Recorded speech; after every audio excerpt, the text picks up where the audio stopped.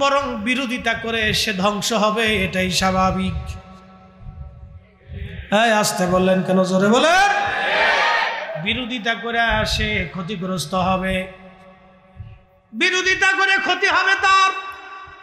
আখিরাতের রাস্তা কঠিন হয়ে যাবে, কবরের রাস্তা কঠিন হয়ে যাবে। আর আল্লাহর নবী যদি একটা বারের জন্য নাখোশ হয়ে যায়, কবরের জিন্দেগি বড় কঠিন হবে। হাসরের মাঠ তার জন্য বিরাট বিষাক্ত হবে, কঠিন হবে হাসরের মাঠ তার জন্য। বিরোধিতা করিও না ভাই, যদি পক্ষে থাকতে মন না চায় তাহলে চুপ থাকো। যদি রসুলের মহাব্বত অন্তরে থাকে তো নবীর প্রেমের মজলিসে তুমি এসো, সাহায্য করো। শেখ সাদী রাহমাহুল্লাহর কবিতা, তিনি লেখেন ইরান দেশের সিরাজনগরে বসে, ইরানের সিরাজনগরে বসে শেখ সাদী রাহমাতুল্লাহ আলাইহি কবিতা লেখেন। আর আমার নবী মদিনাতুল মুনাওয়ারা থেকে কবিতার ছন্দে আমার নবী মোহাব্বতের আকৃষ্ট হইয়া সিরাজনগরে সাদির কুরে ঘরে নবী তশরিফ আনে। আল্লাহর নবী জিজ্ঞেস করলেন, সাদিক কি লেখো তুমি? শেখ সাদী রাহমাতুল্লাহ আলাইহি ডাক দিলেন, ইয়া রাসূলুল্লাহ, নালায়েক, অপরাধী, গুনাহগার, মিসকিন কি লিখবে গো নবী? আমি এই মিসকিন আমার জ্ঞান দিয়ে আপনি নবীর প্রশংসা গাথা গাইতেছি, আপনি রসুলের প্রশংসার কবিতা নাতিয়া লিখতেছি। ইয়া রাসূলুল্লাহ, কি লেখো রে সাদি?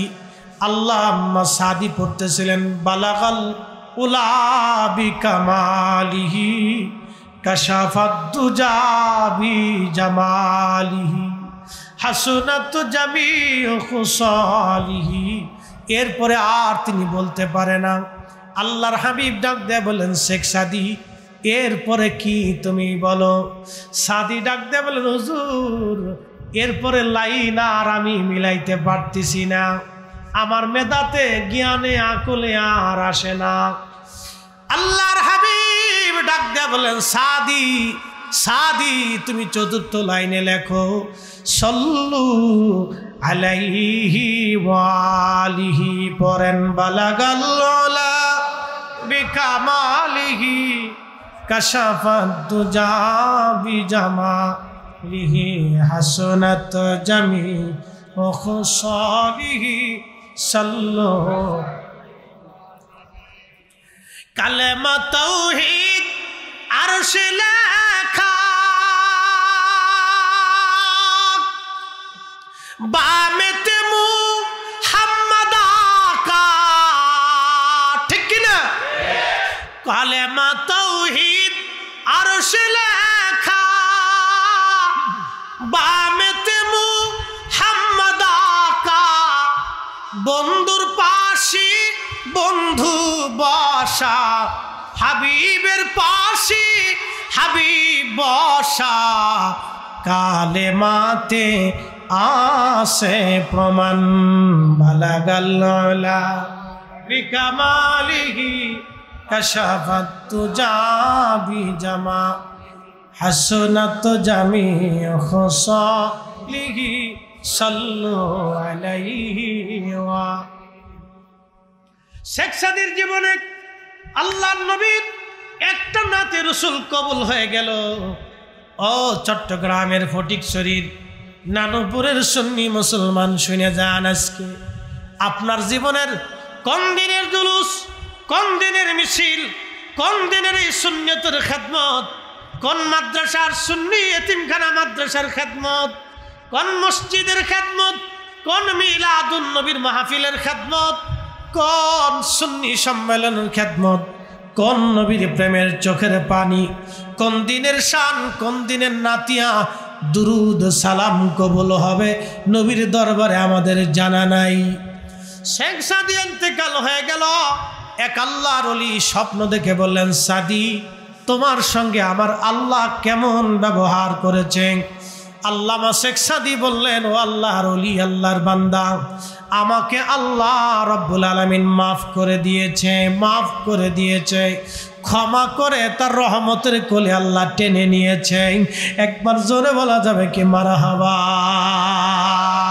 ক্ষমা ক্ষমা ক্ষমা, আল্লাহর দরবারের ক্ষমা আমাদের জন্য বিরাট নিয়ামত। এই জন্য আল্লাহর নবী প্রত্যেক দিন 70 বার ইস্তেগফার করতেন। আমার নবীর এক মুহূর্তের জন্য কোনো খাতা নাই, আইব নাই, ভুল নাই, কিচ্ছু নাই। নবী একবারে নিষ্পাপ, আগে পরে সব নিষ্পাপ। তারপরও নবীজি 70 বার ইস্তেগফার করতেন উম্মতকে শেখানোর জন্য, উম্মত তোমরা বেশি বেশি করে আল্লাহর কাছে ক্ষমা চাও, ক্ষমা চাও, ক্ষমা চাও, ক্ষমা ক্ষমা।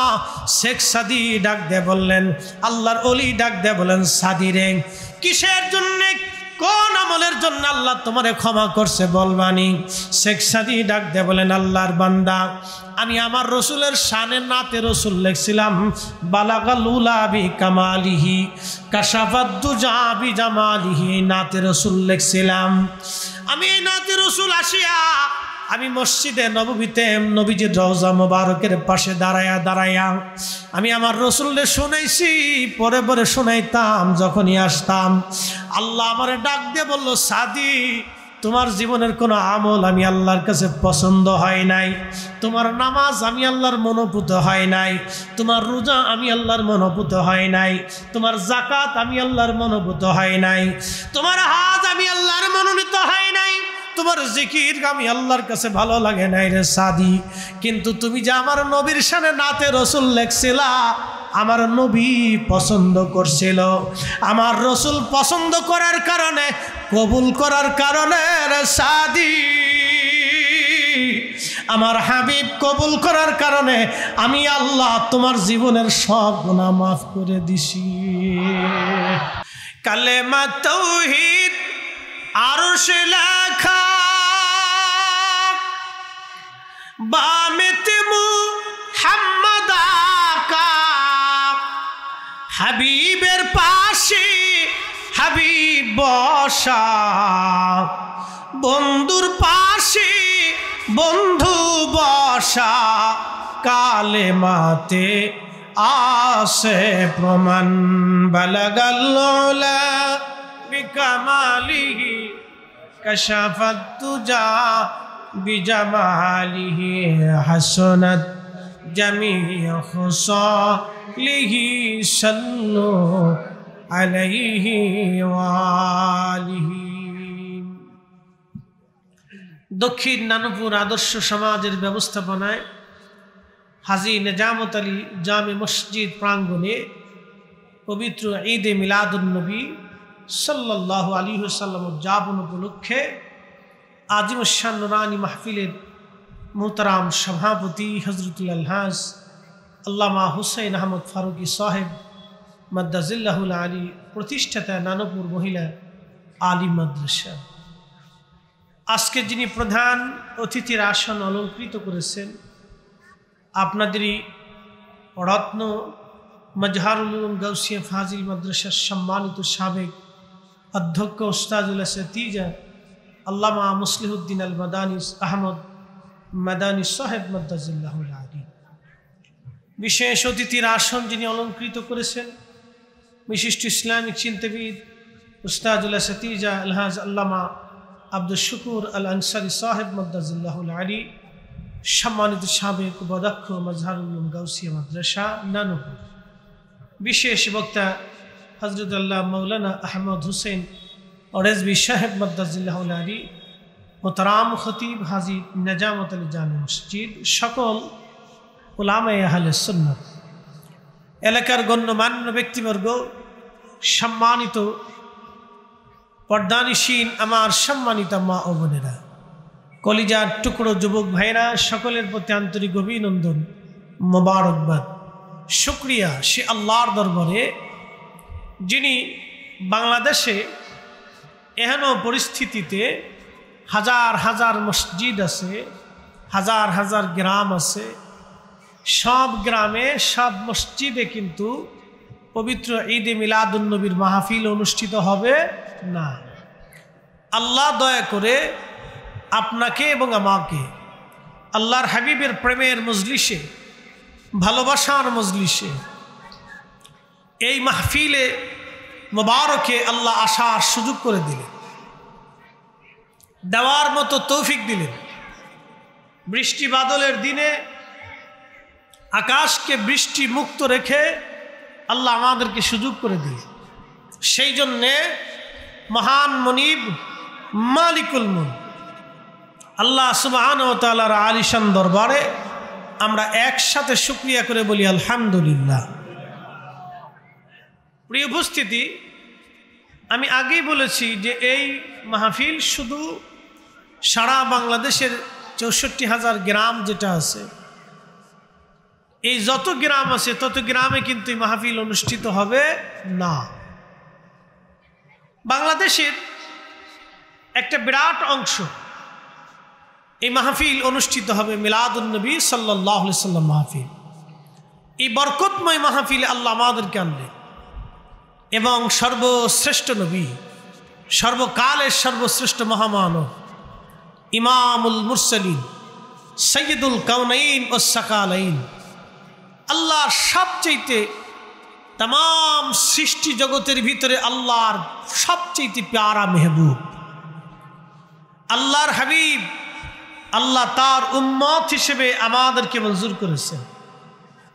हजार बछर यदि आल्लाह हायात देय और हजार बछर यदि अपनी शुक्रिया करे सिजदाय पड़े थाकेन तो शुक्र आदाय होबे ना। आल्लाह सेई महान नबीर उम्मत हिसेबे कबुल करलेन। এই জন্য একসাথে আমরা শুকরিয়া করে বলি আলহামদুলিল্লাহ। প্রিয় উপস্থিতি, এই পবিত্র মাহফিলে আমরা আসছি। আমি কোরআন শরীফ থেকে একটা আয়াতে কারিমা তেলাওয়াত করেছি। আল্লাহর হাবিবকে কেন্দ্র করে আল্লাহ তার সম্মানে ইজ্জতে অনেক আয়াত আল্লাহ নাজিল করছেন। মনে রাখবেন, কোরআন শরীফ হচ্ছে আল্লাহর কালাম। এটা আল্লাহর পবিত্র জবান নিঃসৃত বাণী, এটা কিন্তু কোনো সৃষ্টি না। এর লকব হচ্ছে কালামুল্লাহ, আল্লাহর বাক্য। আল্লাহ যেমন স্রষ্টা, খালিক এবং মালিক, তার পবিত্র বাণী এটা সৃষ্টি না, আল্লাহর জবানের কালাম। তো আল্লাহ তার জবানে তার রসুল সম্পর্কে এইভাবে বলতেছেন, কামা আরসালনা ফীকুম রাসূলা, নবী গো আপনাকে আমি তাদের মধ্যে পাঠিয়েছি। কি জন্য?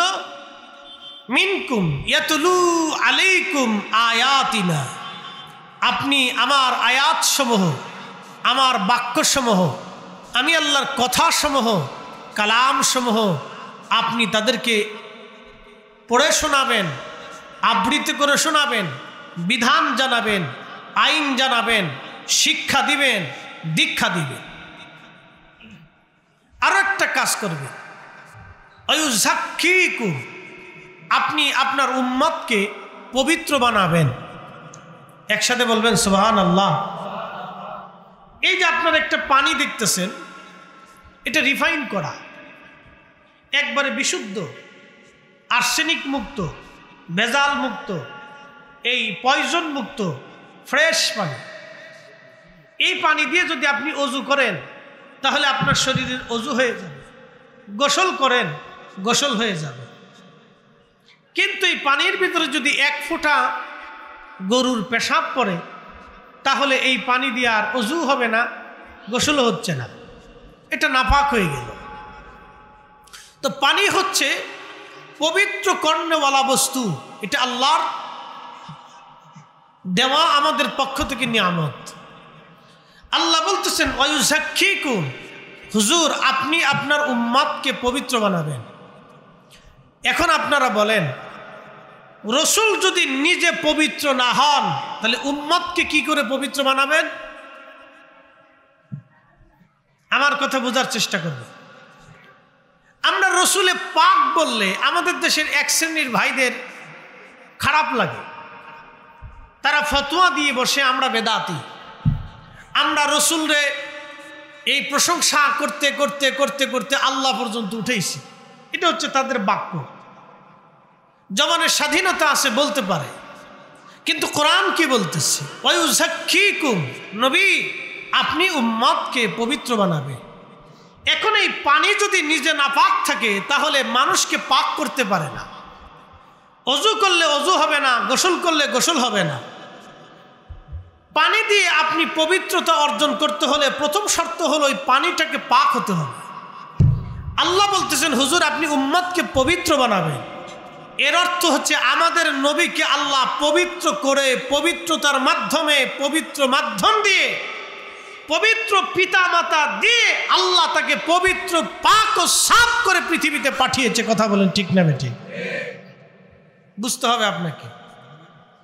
আমাদের দেশের আর এক শ্রেণী যারা বুকে হাত বেঁধে নামাজ পড়ে, আল্লাহ ক্ষমা করুক, তাদের আকীদা বিশ্বাস হচ্ছে রাসূল করিম সাল্লাল্লাহু আলাইহি সাল্লামের পিতা মাতা মুশরিক ছিল এবং তারা জাহান্নামী। আপনি কি বুঝলেন? মুশরিকটা ইন্নামাল মুশরিকুনা নাজাসুন। আল্লাহর কোরআন বলতেছে মুশরিক যারা, তারা আকীদাগতভাবে, বিশ্বাসগতভাবে তারা অপবিত্র। আপনার কি মনে হয় অপবিত্রতার মাধ্যম দিয়ে কি আল্লাহ তার নবীকে আনছে? অবশ্যই না। প্রিয় নানুপুরবাসী, খুবই মনোযোগের সাথে কথাগুলি শুনবেন। আমি কোরআন থেকে বলতেছি, আল্লাহ বলেন ওয়ায়ুযাক্কিকুম, হুজুর আপনি উম্মতকে পবিত্র বানাবেন। এর অর্থ হলো আল্লাহ তার নবীকে পাক বানাইয়া, সাফ বানাইয়া পবিত্রতার সাথে আল্লাহ নিয়ে আনলেন। হযরতে আব্বাস রাদিয়াল্লাহু আনহু তিনি তাবুকের যুদ্ধের ময়দানে 30,000 সাহাবীর সামনে হযরতে আব্বাস রাদিয়াল্লাহু আনহু তিনি কবিতার ছন্দে আমার নবীজির প্রশংসা গাথা গাইতে যায় তিনি বললেন, তুনকালু মিন সালিবিন ইলা রাহিমিন ইজা মাদা আলামু বাদা তবাক। নবীজি আল্লাহ আপনাকে তুনকালু মিন সালিবিন পবিত্র সুল থেকে রেহেম, ইলা সালিবিন ইলা রাহিমিন সুল থেকে রেহেম, রেহেম থেকে সুল, সুল থেকে রেহেম করে আল্লাহ নূরে মুহাম্মাদিকে আদম সফিউল্লাহর মাধ্যম দিয়ে আদম থেকে শীষ হয়ে পর্যায়ক্রমে নূহ নবী হয়ে, নূহ নবী থেকে আল্লাহ পর্যায়ক্রমে সাইয়্যিদুনা ইব্রাহিম আলাইহিস সালাতু ওয়াস সালাম হয়ে, ইব্রাহিম আলাইহিস সালামের মাধ্যম দিয়ে সাইয়্যিদুনা জাবহুল্লাহ ইসমাঈল আলাইহিস সালাতু ওয়াস সালাম হয়ে আল্লাহ রাব্বুল আলামিন নবীজির দাদা খাজা আব্দুল মুত্তালিব হয়ে, নবীজির আব্বাজান ওই জমানার তাহের এবং তাইয়েব হযরত আব্দুল্লাহ হয়ে, তিনার মাধ্যম দিয়ে আল্লাহ তার আম্মা সাইয়্যিদা আমিনা রাদিয়াল্লাহু আনহা তাহের এবং তাইয়্যিবা, তিনি ওই জমানার জাহিলিয়াতের জমানাতে এত বড় পবিত্রা সতী সাধবী, জীবনে কোনোদিন কোনো পাথরের সামনে সেজদায় পড়ে নাই, কোনো মূর্তির সামনে তারা সেজদায় পড়ে নাই। হযরত আব্দুল মুত্তালিব কোনো মূর্তির সামনে কোনোদিন সেজদায় পড়েন নাই, হযরত আব্দুল্লাহ কোনোদিন পড়েন নাই। তারা এক আল্লাহতে বিশ্বাসী ছিলেন। আল্লাহর নবী বলতেছেন, উম্মত আল্লাহ আমাকে এমনভাবে আনলেন, ওয়া তাকাল্লুবাকা ফিস সাজিদিন, সেজদাকারীদের মাধ্যমে আল্লাহ আমাকে দুনিয়াতে আনছেন। আমাদের পৃথিবীতে আসার পদ্ধতি হলো, আল্লাহর কোরআন বলতেছে সুম্মা জাআলা নাসলাহু মিন সুলালাতিন মিন মাইন মাহিন। আল্লাহর কোরআন বলতেছে আমি মানব জাতির বংশকে বিস্তার করেছি মিন সুলালাতিন মিন মাইন মাহিন, সেটা পুরুষের পৃষ্ঠদেশ থেকে ধাবমান পানি এবং মায়ের বক্ষদেশ থেকে ধাবমান পানি, দুইটা পানিকে নুতফা থেকে আল্লাহ রাব্বুল আলামিন মায়ের রেহেমের ভিতরে একটা নিরাপদ আধারে, যেটাকে আমরা জরায়ু বলে থাকি বিজ্ঞানের ভাষায়, ওই নিরাপদ আধারে আল্লাহ রাব্বুল আলামিন রাখলেন। প্রথমে 40 দিন পর্যন্ত আল্লাহ পানিটাকে রিফাইন করলেন। 40 দিন রিফাইন করার পরে আল্লাহ তারপরে ওই পানিটাকে আল্লাহ রক্তপিণ্ড বানাইলেন। কোরআন বলতেছে খলাকাল ইনসানা মিন আলাক, আমি মানুষ বানাইছি রক্তপিণ্ড থেকে। এই রক্তপিণ্ড হওয়ার পরে 40 দিন পর্যন্ত আমার আল্লাহ ওই রক্তপিণ্ডটাকে আমার আল্লাহ রিফাইন করলেন। 40 দিন রিফাইন করার পরে রক্তপিণ্ডটা হলো একটা গোশতের টুকরা। এই গোশতের টুকরাটাকে আমার আল্লাহ আরো 40 দিন পর্যন্ত মায়ের পেটে রিফাইন করলেন। 40 দিন পরে এই গোশতের টুকরাটাকে রিফাইন করে করে আঙ্গুলের জায়গা আঙ্গুল হলো, চোখের জায়গা চোখ আসলো, নাকের জায়গা নাক আসলো, কলিজার জায়গা কলিজা, এই হাড়ের জায়গা হাড় বসলো, এরপরে কিডনির জায়গা কিডনি বসলো, লিভারের জায়গা লিভার বসলো, নারী বুড়ি যেখানে যা দরকার আল্লাহ দিলেন। অঙ্গ প্রত্যঙ্গগুলি দিয়ে আল্লাহ পাক মায়ের পেটের ভিতরে একটা মানুষ আকৃতির তৈরি করে আমার আল্লাহ রাব্বুল আলামিন দিলেন। এইখানে গোশতপিণ্ড, অস্থি, হাড্ডি, হাত পা নাক মুখ হয়ে যাওয়ার পরে আল্লাহর নবী বলতেছেন, উম্মত তোমরা শুনে রাখো, আমার আল্লাহ রুহু নামক ইঞ্জিন খানা রুহের জগৎ থেকে এনে মায়ের পেটের ভিতরে 4 মাসের শেষ সময়ে 120 দিনের মাথায় আল্লাহ ওই রুহু নামক ইঞ্জিনটা মায়ের পেটের ভিতরে ফিট করে দেয়। মায়ের পেটের মধ্যে ফিট করে দেওয়ার পরে আল্লাহ জিব্রাইলকে ডাক দিয়ে, জিব্রাইল তুমি 4টে জিনিস আমার বান্দার জন্য লিপিবদ্ধ করে দাও। 1 নম্বর হায়াত, কতদিন সে দুনিয়াতে বাঁচবে এটা লিখে দাও। বুঝতে কি কোনো অসুবিধা? বুঝাইতেছি। আমরা হচ্ছে মিন সুলালাতিন মিন মাইন মাহিন, আমাদের পৃথিবীতে আগমনের ধারা হচ্ছে নুতফা দিয়ে। মিন সুলালাতিন মিন মাইন মাহিনের মাধ্যমে। আর আমার রাসূলের আগমনের সিস্টেম ছিল ওয়া তাকাল্লুবাকা ফিস সাজিদিন, সিজদাকারীদের মাধ্যম দিয়ে। তুনকালু মিন সালিবিন ইলা রাহিমিন ইদা মাদা আলাবুন তাবাকের মাধ্যমে। আমাদের সৃষ্টির ভিন্নতা একরকম, আমাদের নিয়ম একরকম, আমার রাসূলের আগমনের সিস্টেম ভিন্ন রকম। অতএব রাসূল এক জিনিস, কিন্তু মানুষ আল্লাহ তাকে অনেক বড় খুসুসিয়ত দিয়ে, অনেক বড় খাসাসিয়ত দিয়ে আল্লাহ তার রাসূলকে দুনিয়াতে আমাদের মধ্যে পাঠিয়েছিলেন মানুষ রূপে। এই জন্য আল্লাহর নবী ইব্রাহিম খলিলুল্লাহ দুআতে বললেন, আল্লাহ তুমি আমার নসলে, আমার বংশে, আমার রেহেমে, আমার সুলবে, আমার বংশধারাতে, আমার পরে ইসমাইলে, ইসমাইল পরে তারপরে তারপরে তারপরে তারপরে আমার বংশানুক্রম দিয়ে, আমার নসল দিয়ে আল্লাহ তুমি আখিরি নবী পাঠায়ো। ও দা ইব্রাহিম খলিলুল্লাহ। সহিহ হাদিসে নবী বলতেন, আমি ইব্রাহিমের দোয়ার ফসল। হযরত ইব্রাহিম নিজের বংশের মর্যাদাকে বাড়ানোর জন্য আখিরি নবী তার বংশে আসুর দোয়া করতেন। আই মানব জাতির ভিতরে রাসূল আসার কারণে আমাদের দাম বাড়ছে, মানুষের কারণে নবীর দাম বাড়ে নাই, বরং নবীর কারণে মানুষের দাম বাড়ছে। কথা বলেন ঠিক না বেঠিক?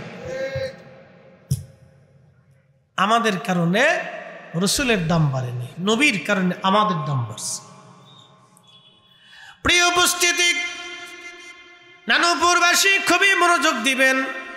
আল্লাহ রাব্বুল আলামিন 4টা জিনিস বান্দার, আল্লাহ পাক জিব্রাইলকে ডাক দেন, জিব্রাইল 4টে জিনিস তুমি লিখে দাও।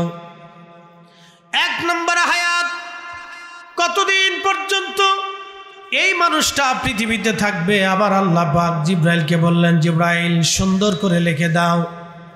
এই জন্য হায়াত যখন শেষ হয়ে যাবে পৃথিবীতে আর থাকার কোনো সুযোগ নাই। আল্লাহর কোরআন বলতেছে, কুল ইন্নাল মাউতাল্লাযী তাফিরুনা মিনহু ফাইন্নাহু মুলাকীকুম। আল্লাহ বলেন, হুজুর উম্মতকে জানায় দেন, উম্মতকে বলে দেন, মানুষ মরণ থেকে পালায়, মৃত্যু থেকে পালানোর চেষ্টা করে মরণ থেকে পালায়। হাবিব বলে দেন, মরণ থেকে সে যতই পালাক না কেন, মরণ থেকে পালানোর কোনো রাস্তা নাই। ফাইন্নাহু মুলাকিকুম, এই মালাকুল মউত তার সাথে মোলাকাত করবে। একদিন মাটির ভিতরে হবে ঘরে, মন আমার কেন বান্ধ দালান ঘর। বন্ধুগণ, এরপরে আল্লাহ বলতেছে সুম্মা তুরাদ্দুনা ইলা আলিমিল গায়বি ওয়াশ শাহাদাত। আল্লাহ পাক ডাক দেয়া বলেন, হাবিব উম্মতকে জানান, তারা আমি আল্লাহর দরবারে আসবে। আমি মালিক তার গোপনেও জানি, গোপনেও জানি, প্রকাশ্যে কি করলো সেটাও জানি, গোপনে কি করেছে আমি আল্লাহ সেটাও জানি। আমি তার গোপনের পাপ জানি, গোপনের আমলও জানি। আমি তার প্রকাশ্যের পাপও জানি, প্রকাশ্যের আমলও জানি, প্রকাশ্যটাও জানি, গোপনও জানি। হাবিব উম্মতকে জানায় দেন, হাবিব উম্মতকে জানায় দেন, ফায়ুনাব্বিউকুম বিমা কুনতুম তা'মালুন। অতঃপর আমি আল্লাহ তারে আরো সংবাদ দিয়ে দিব কিয়ামতের ময়দানে সে কি আমল করেছিল, ভালো কাজ করছে না খারাপ কাজ করেছে, জমি মেরে দিয়েছে, ভাইয়ের হক নষ্ট করেছে, বোনের হক মেরে দিয়েছে, বাবার হক নষ্ট করলো, মায়ের হক নষ্ট করলো, আত্মীয় স্বজনের হক মেরে দিল, বন্ধু বান্ধবের হক মেরে দিল, জনগণের হক মেরে দিল, পাবলিকের হক মারলো, মসজিদের হক মারলো, আল্লাহর হক নষ্ট করলো, আল্লাহর হাবিবের হক নষ্ট করে দিয়েছি। হাবিব উম্মতকে জানান, ফায়ুনাব্বিউকুম বিমা কুনতুম তা'মালুন। আমি তার প্রকাশ্যটাও জানি, অপ্রকাশ্যটাও জানি। আর কিয়ামতের ময়দানে আমি আল্লাহ রাব্বুল আলামিন তার আমলনামা দেখায় দিব। সে কি করেছে আমি আল্লাহ সব তারে দেখায় দিব। আমি আল্লাহ থেকে পালানোর কোনো রাস্তা নাই, পালিয়ে যাওয়ার আর কোনো সুযোগ নাই। আল্লাহর জিব্রাইলকে আল্লাহ ডাক দিলেন, জিব্রাইল, বান্দার জন্য তুমি নিযুক্ত করে দাও, সে কতদিন পর্যন্ত দুনিয়াতে বাঁচবে, আমার বান্দার জন্য তুমি সেটা নির্ধারিত করে দাও। এই জন্য মৃত্যু হায়াত শেষ হয়ে যাওয়ার পরে 1 সেকেন্ডও দুনিয়াতে থাকতে পারবেন না, আর হায়াত চলে গেলে কবর থেকে আসতেও পারবেন না। কোরআন বলতেছে, আমার রব আমার মালিক তার পবিত্র জবানে বলতেছেন, ও আমার বান্দারা শুনে রাখো, তোমরা জেনে রাখো, তোমাদের হায়াত শেষ হয়ে গেলে 1 সেকেন্ডের জন্য দুনিয়াতে আমি থাকতে দেব না, 1 মুহূর্তের জন্য থাকতে দেব না। দুনিয়া থেকে কবরে চলে গেলে আর আসার সুযোগ হবে না। এই জন্য নানুপুরবাসী খুব মনোযোগ কথাগুলি শুনবেন। আল্লাহ আমাদের তকদিরের মধ্যে কেন মিলাদুন্নবী দিয়ে দিলেন এটাও আমি পরে আসতেছি, খুব মনোযোগ দিবেন, ভালো করে কথাগুলি শুনে যাবেন। হাজরাতে সুলাইমান আলাইহিস সালাম রাজ দরবার বর্তমান ফিলিস্তিন, আপনারা জানেন যেটার নাম গাজা, এই গাজার আগে নাম ছিল আসকালান। বর্তমান যে গাজা, যেখানে ইসরায়েল হাজার হাজার টন বোমা ফেলতেছে, হাজার হাজার বাড়িঘর বিল্ডিংগুলি বিরানভূমি করে দিয়েছে, হাজার হাজার নরনারী মুসলমান হত্যা করেছে, কত মায়ের কোল ইসরায়েল আজকে খালি করে দিল, কত মা কোল খালি করেছে, কত সন্তান এতিম হয়ে গেছে, কত ভাই ভাইয়ের সামনে ভাইকে হারিয়েছে, সন্তানকে কোলের ভিতরে করে বাবা কবরে বিদায় জানাইছে, আবার এমনও কবরও পর্যন্ত দিতে পারে নাই। কিছুদিন আগে দেখলাম এমনভাবেই তারা বোমা নিক্ষেপ করেছে যে একবারে দেহ পর্যন্ত ছিন্ন বিচ্ছিন্ন হয়ে গেছে, কেজি কেজি মেপে মেপে তারা কবরস্থ করেছে। শোনেন, এই জুলুম শুধু ইসরায়েল এখন করে নাই, এই জুলুম ক্রুসেডাররাও করেছিল। ওইখানে ওই গাজাতে ফিলিস্তিনি আসকালানে ক্রুসেডাররাও সেই দিন জুলুম করেছিল। আজকে দিন তো সেই কঠিন দিন ছিল। ক্রুসেডাররা ফিলিস্তিনি 1 লক্ষ মুসলমান হত্যা করেছিল।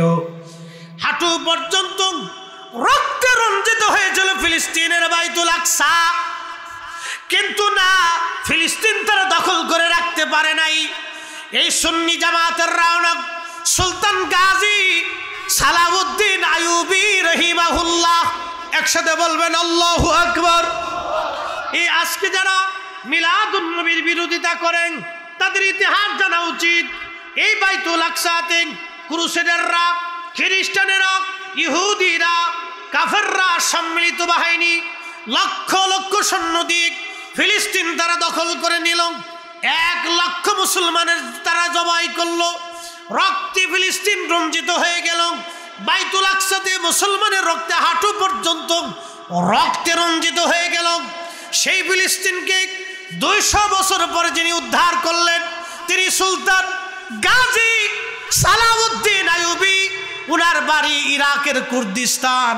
উনি একজন কাট্টা সুন্নি মুসলমান, একজন বীর যোদ্ধা, আশিকে রাসূল।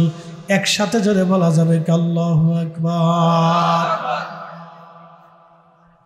ওনার আপন বোন, তার ভগ্নিপতি, ওনার আপন ভগ্নিপতি, শুনে যান আজকে ইতিহাস। ওনার আপন ভগ্নিপতি, তার নাম বাদশাহ মুজাফফরউদ্দিন কুকুবুরি রাহিমাহুল্লাহ। উনি ইরাকের ইরবালের বাদশাহ ছিলেন, এত বড় পরহেজগার ছিলেন। ইমাম ইবনু কাসির, হযরত ইমাম হাজার আসকালানি, ইমাম জালালউদ্দিন আস-সুয়ুতি, মোল্লা আলী কারি মক্কি, ইমাম আবুল ফারাজ ইবনুল জৌজি, হযরত ইমাম বিশ্ববিখ্যাত ইমাম নাসিরউদ্দিন দামেশকি, আল্লামা, যত আইম্মে ইকরাম ছিলেন বড় বড় বিশ্ববিখ্যাত ইমামরা তাকে জাহিদ, আবেদ এবং ন্যায়পরায়ণ বলেছিলেন। শোনেন, তিনি মিলাদুন নবীর মাহফিল রাজকীয়ভাবে 1 লক্ষ, তৎকালীন জামানার 1 লক্ষ দিনার খরচা করে তিনি মিলাদুন নবীর মাহফিল ইরাকের ইরবলের রাজপ্রাসাদে পালন করতেন। একবার জোরে বলা যাবে কি মারহাবা। শোনেন, বাইতুল আকসা যারা কাফিরদের হাত থেকে বাইতুল আকসাকে ছিনিয়ে এনে মুসলমানদেরকে ফিরিয়ে দিয়েছিলেন, তারা মিলাদুন নবী করতেন। আমি লিখি নাই, ইমাম সুয়ুতি হুসনুল মাকাসিদ ফি আমালিল মাউলিদ লিখেছেন, মোল্লা আলী কারি মক্কি আল মাউরিদি লিখেছেন, ইমাম ইবনু কাসির আল বিদায়া ওয়ান নিহায়ার ভিতরে লিখেছেন, হযরত আইম্মে ইকরাম তারা তাদের কিতাবের মধ্যে লিখেছেন। সেই দিন মিলাদুন নবী যারা পালন করেছিল তারা কাফিরদের সাথে জিহাদ করে বাইতুল আকসাকে আমাদের ফেরত দিয়েছিলেন। 1 সাগর রক্তের বিনিময়ে জমিনে ক্রুসেডারদেরকে তাড়িয়ে এই জমিনকে পাপ মুক্ত করেছিলেন। আরব বিশ্ব থেকে এই মুসলিম ঝান্ডা, কালেমার ঝান্ডা যারা উড়িয়েছিলেন তারা সুফি, তারা আউলিয়া کرام। এই উপমহাদেশে ইসলাম যারা এনেছে তারা আউলিয়া کرام। অতএব আউলিয়া کرامদের দেব ইসলামে দেশেই চলবে। কথা বলেন ঠিক না বেটে? কিন্তু বড় আফসোস হলো সত্য, আমরা আজকে দুর্বলতার দিকে চলে যাচ্ছি। আপনি জানেন ইতিহাস কি চমৎকার। প্রত্যেক বছরে এই ন্যায়পরায়ণ শাসক, ওনার জীবনীতে আসছে সুলতান গাজী সালাউদ্দিন আইয়ুবীর বোন, ইরবলের বাদশার স্ত্রী ছিলেন হযরতে মুজাফফরউদ্দিন কুকুবুরি রাহিমাহুল্লাহ, যিনি ইরবলের বাদশা ছিলেন। তার স্ত্রী, তিনি সেই বিজয়ী সুলতান গাজী সালাউদ্দিন আইয়ুবী। তার আপন বোন ছিল, টুপি সেলাই করে, টুপি বিক্রি করে ওনারা সংসার চালাইতেন। তাহলে কি পরিমাণে ন্যায়পরায়ণ শাসক ছিল যে টুপি বানাইতেন।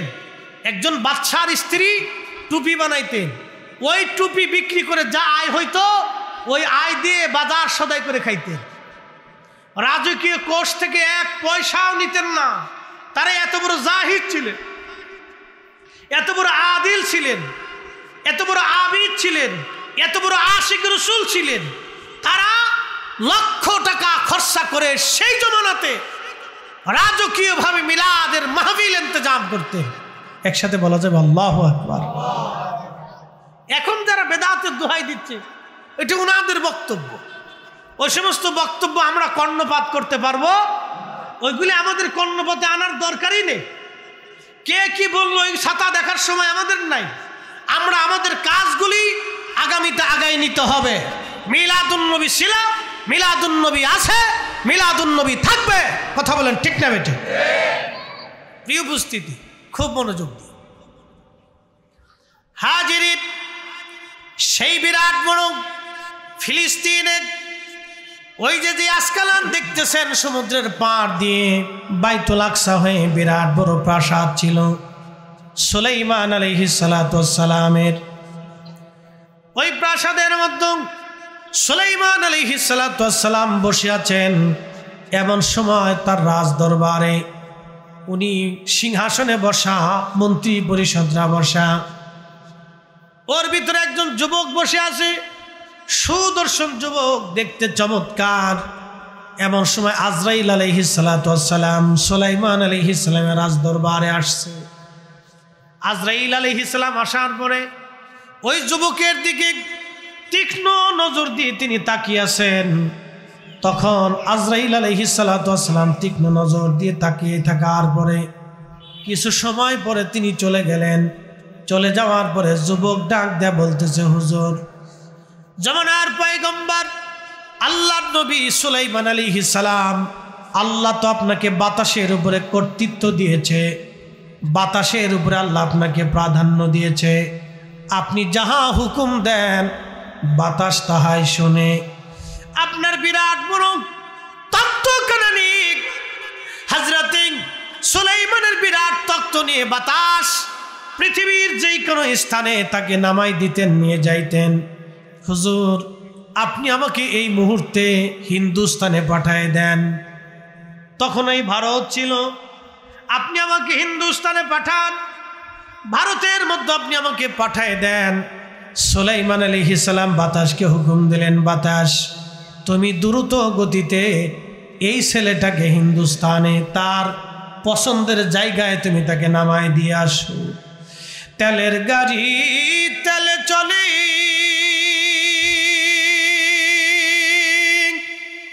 হাওয়ার গাড়ি হাওয়ায় উড়ে, বিনা তেলে চালায় গাড়ি নবী সুলাইমান। আমরা সেই মুসলমান, আমরা সেই মুসলমান। হযরতে সুলাইমান নবী হুকুম দেওয়ার পরে বাতাসটাকে দ্রুত গতিতে, একসাথে বলবেন আল্লাহু আকবার, বাতাস থেকে দ্রুত গতিতে হিন্দুস্তানে পাঠাইলেন। আল্লামা ইমাম আহমদ ইবনে হাম্বল রাহিমাহুল্লাহ কিতাবুজ জুহুদের মধ্যে তিনি লিখতেছেন, দ্রুত গতিতে বাতাস থেকে হিন্দুস্তানে নামাইলেন। হিন্দুস্তানে নামানোর পরে আবার কিছু সময় পরে আজরাইল আলাইহিস সালাম আবার সুলাইমান আলাইহিস সালামের রাজ দরবারে আবার ঢুকে সালাম দিলেন। আল্লাহর নবী সুলাইমান আলাইহিস সালাম জিজ্ঞেস করলেন, ভাই আজরাইল, একটা বিষয় বুঝলাম না, দয়া করে বলবেন কি?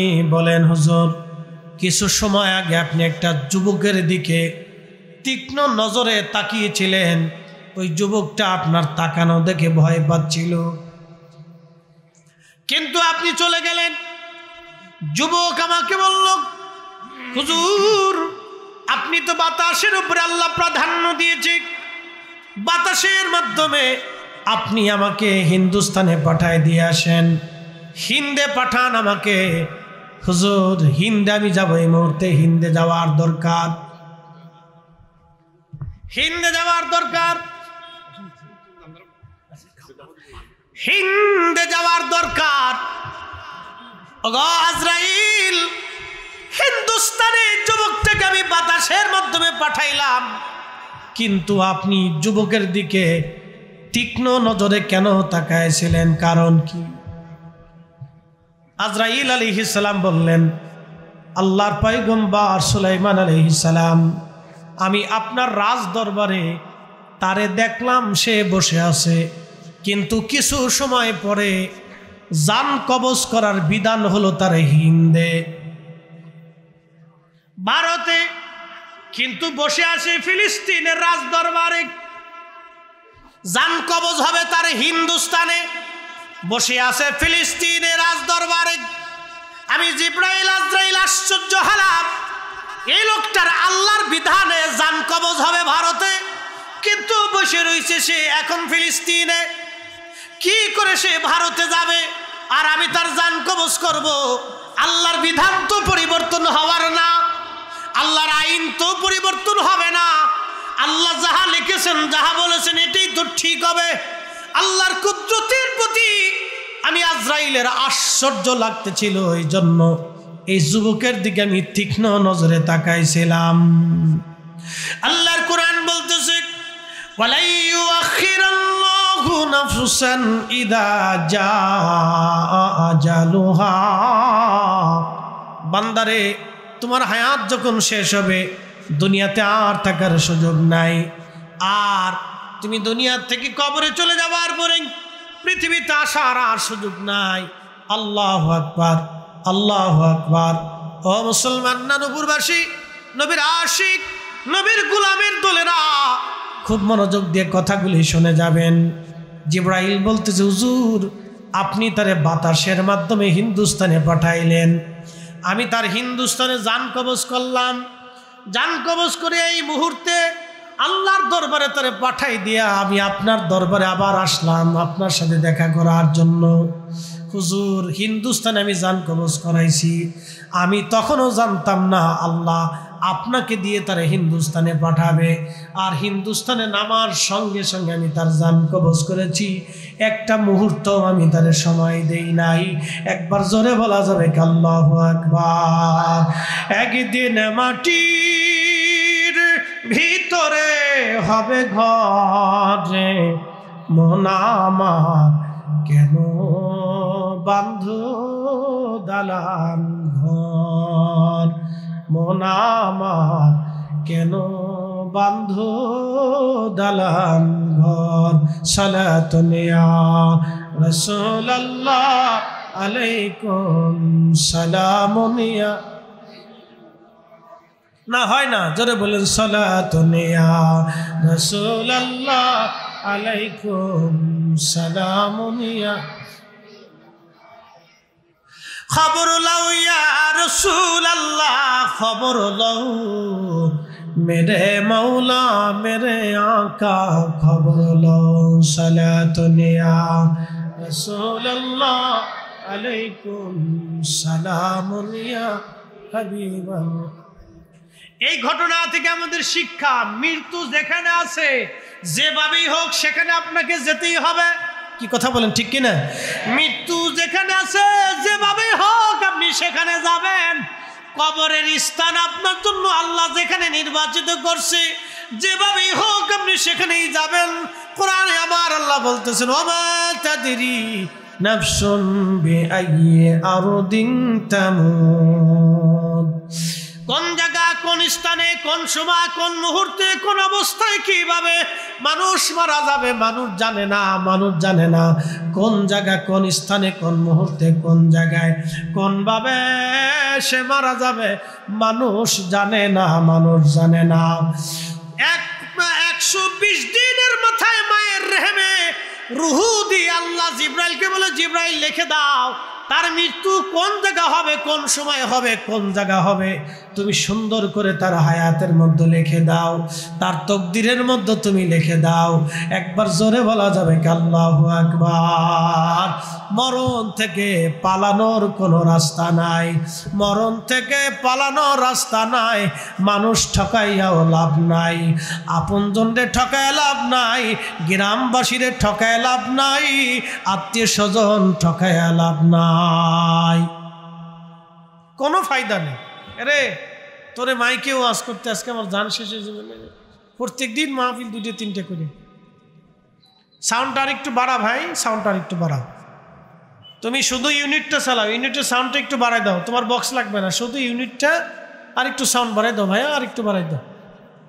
আচ্ছা 2-1টি ইউনিট কাটতে গেলে অসুবিধা নেই, পরে লাগাই নিয়ে আছে আছে ও আশেপাশে আছে, চেষ্টা করতেছে, হয়তো ওর অসুবিধা হচ্ছে, পারতেছে না। তো ঠিক আছে, আমরা দোয়া করি আল্লাহ ওর সাহায্য করুক, কী করার আছে। কত চেষ্টা ত্রুটি করতেছেন। তুমি একটু সাউন্ড ইউনিটটা বাড়াও, তোমার বক্সেরটা দেওয়ার দরকার নেই, আমার পাবলিক বুঝার দরকার, আমি কি বলি ওনাদের শোনার দরকার। একসাথে জোরে বলি তো আল্লাহু আকবার।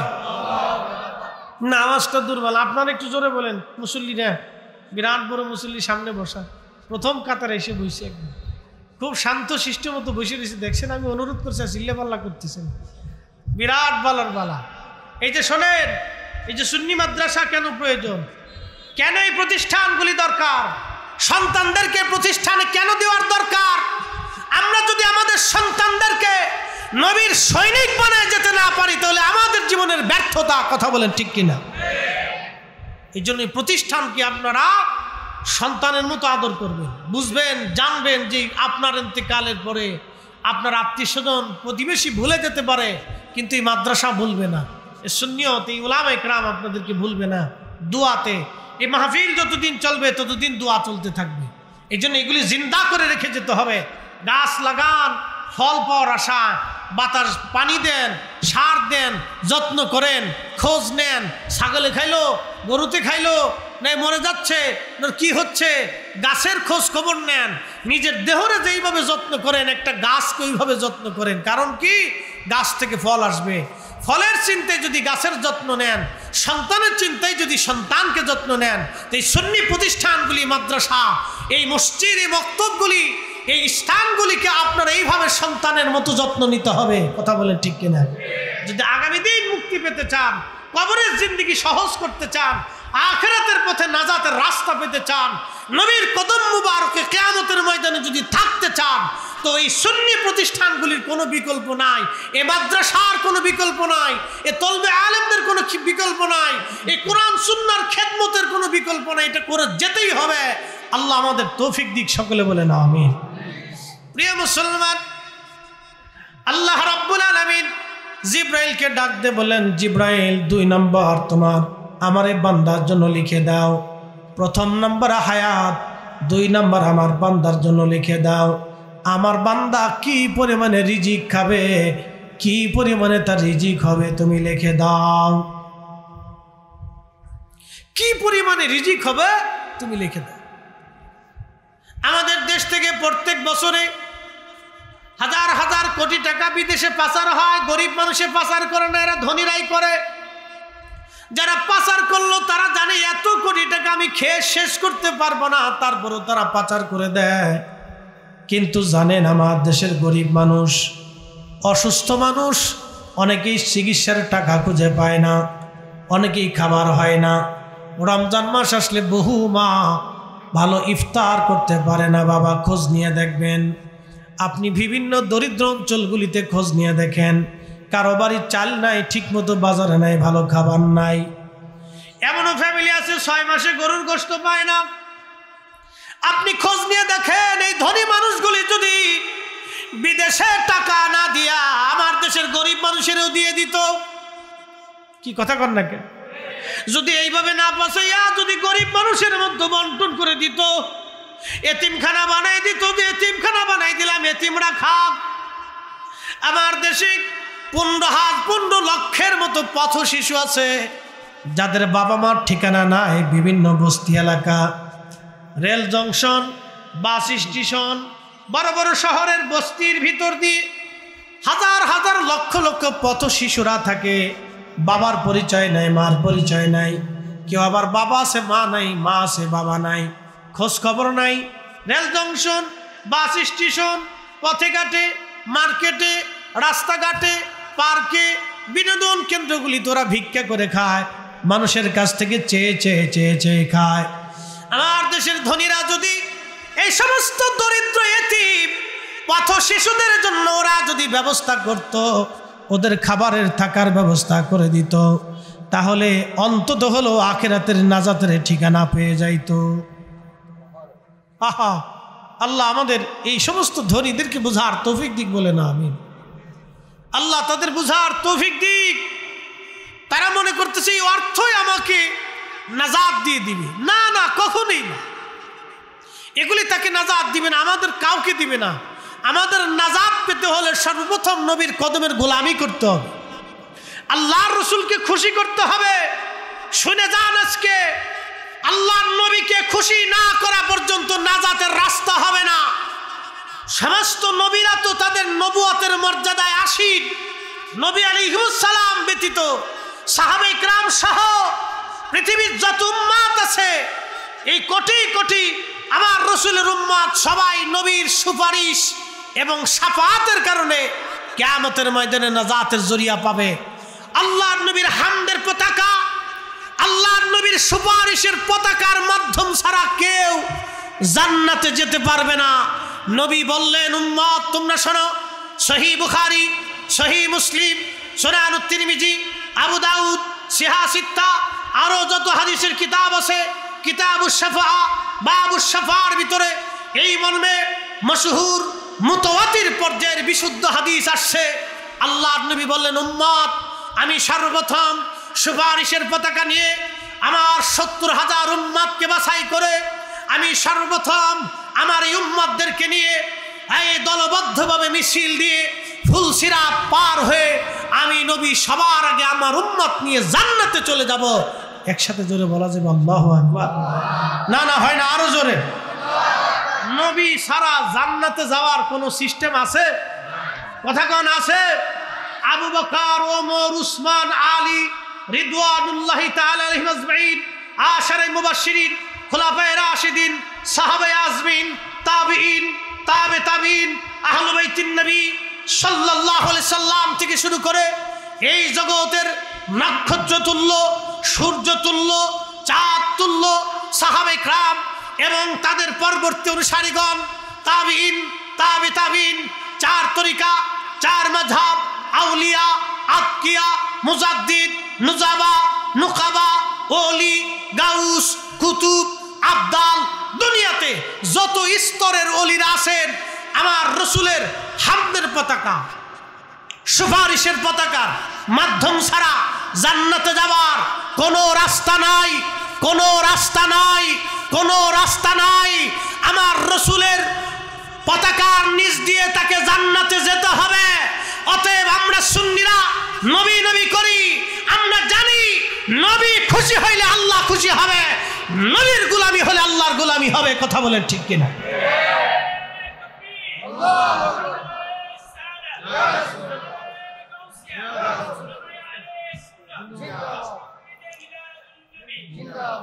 এখন কেউ যদি মনে করে নবীর গোলামি শিরিক, এটা ওনার সাবজেক্ট, ও ছাতা আমার দেখার সময় আফসোস হলো তাদের জন্য যারা কিয়ামতের ময়দানে আল্লাহর নবীর সুপারিশকে অস্বীকার করে, ইনকার করে।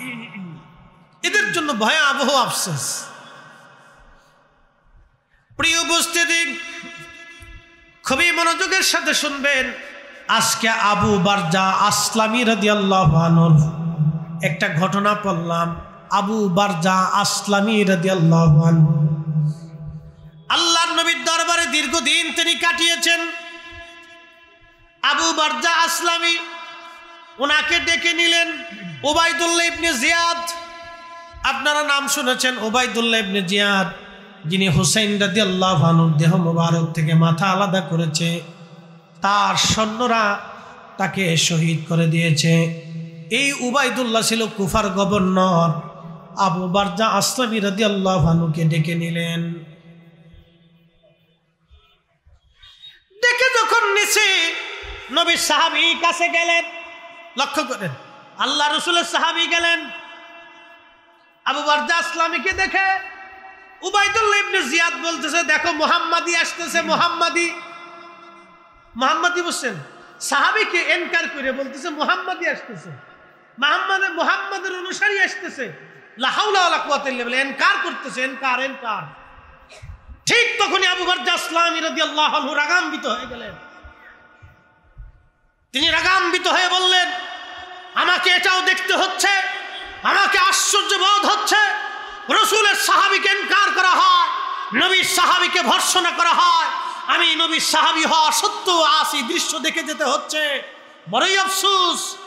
তখন উবাইদুল্লাহ ইবনে জিয়াদ ডাক দিয়ে বলতেছে, আবু বারজা আসলামী, আমাকে কি বলবেন কিয়ামতের ময়দানে হাউজে কাউসারের পানি কারা পাবে না? কত বড় শয়তান চিন্তা করছে। সে বলতেছে, আবু বরজা আসলামী আমারে বলবেন কিয়ামতের ময়দানে কারা হাউজে কাউসারের পানি পাবে না? আবু বরজা আসলামী রাদিয়াল্লাহু আনহু সেই দিন রাগান্বিত হয়ে বললেন, এ মারজানার ছেলে, এ মারজানার বেটা, তুমি হাউজে কাউসারকে অস্বীকার করে হাউজে কাউসারের পানি চাইতে চাও? তুমি ইমাম হুসেইনকে হত্যা করে, সাহাবীদেরকে গালি দিয়ে, রাসূলের সাহাবীকে ইনকার করে, আমি রাসূলুল্লাহ সাহাবীকে অসম্মান করে, নবীর আওলাদের গলায় ছুরি চালাইয়া তো তুমি নিজেই হাউজে কাউসার অস্বীকার করছো, আর তুমি হাউজে কাউসারের পানি কিয়ামতের ময়দানে পাইতে চাও? যারা দুনিয়া থেকে হাউজে কাউসারকে অস্বীকার করবে তারা হাউজে কাউসার থেকে বঞ্চিত হবে। যারা নবীর শানকে অস্বীকার করবে কিয়ামতে তারা রাসূলের দিদার থেকে বঞ্চিত হবে।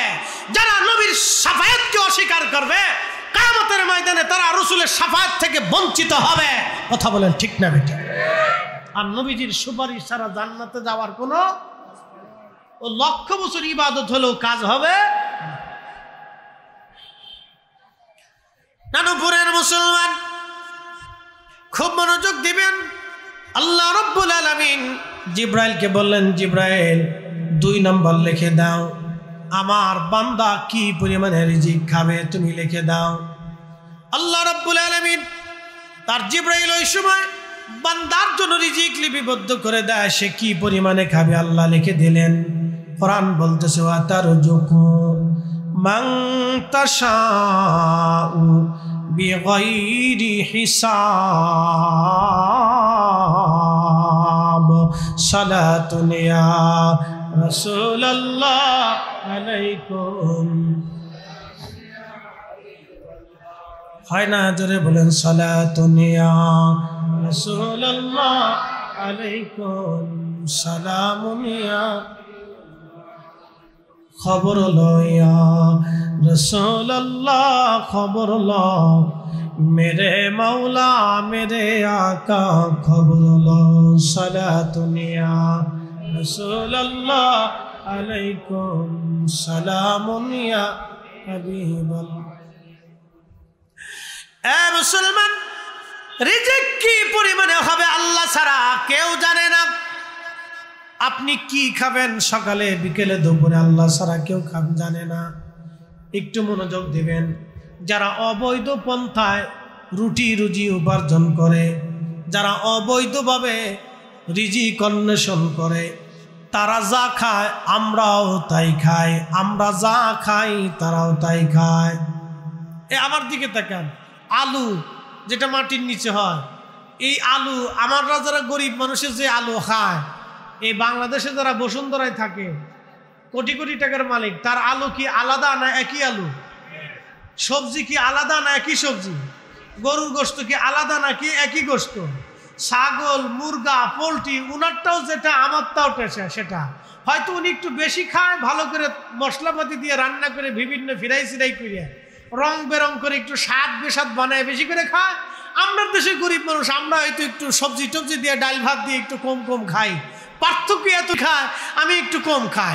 উনি হয়তো 16 আনা খায়, আমি হয়তো 12 আনা খাই। উনি হয়তো 16 আনা খায়, আমি হয়তো 12 আনা খাই। এই তো তুলনা। এই সামান্য একটুর জন্য মানুষের হক নষ্ট করা, এটা বুকামি। যারা হারাম উপার্জন করিয়া, এই হারাম খাদ্য ভক্ষণ করিয়া যারা দুনিয়ার থেকে কবরে চলে গেল, তার ইবাদত, রোজা, জিকির, ফিকির, নামাজ, কালাম, হজ কোনো কিছুই আল্লাহর কাছে কবুল হয় নাই। অতএব এমন জীবন করিও গঠন, হাসিবে তুমি কাঁদিবে ভুবন। আমাদের কাজ হচ্ছে হালালের জিন্দেগি গঠন করিয়া আল্লাহ তার রসুলের গোলামি করিয়া কবরে যাওয়া। এটা হচ্ছে বুদ্ধিমানের কাজ। আমরা এই ভুলটা যদি করি তাহলে আমাদের জীবনের মহা সর্বনাশ হয়ে যাবে। প্রিয় নানুপুরবাসী, আল্লাহ লিখে দেন বান্দা কি পরিমাণে রিজিক অন্বেষণ করবে। আমার আল্লাহ রাব্বুল আলামিন বান্দার আমল নামায় লিখে দেন। 3 নম্বর আল্লাহ লিখে দেন বান্দা কি পরিমাণে ইজ্জতওয়ালা হবে, তার সম্মান কেমন হবে আল্লাহ লিখে দেন। ইজ্জত কার আসবে কার চলে যাবে আমার মালিক আমার মওলা লিখে দেন। কোরআন শরীফ আল্লাহ বলতেছেন, তুইজ্জু মান তাশাউ ওয়া তুযিল্লু মান তাশাউ চিৎকার মেরে জোরে বলেন না সুবহানাল্লাহ। সালাতুন ইয়া রাসূলুল্লাহ আলাইকুম সালামুন ইয়া হাবিবাল্লাহ। সালাতুন ইয়া রাসূলুল্লাহ আলাইকুম। ত্রিভুবনের প্রিয় মুহাম্মদ, ত্রিভুবনের প্রিয় মুহাম্মদ এলো রে দুনিয়ায়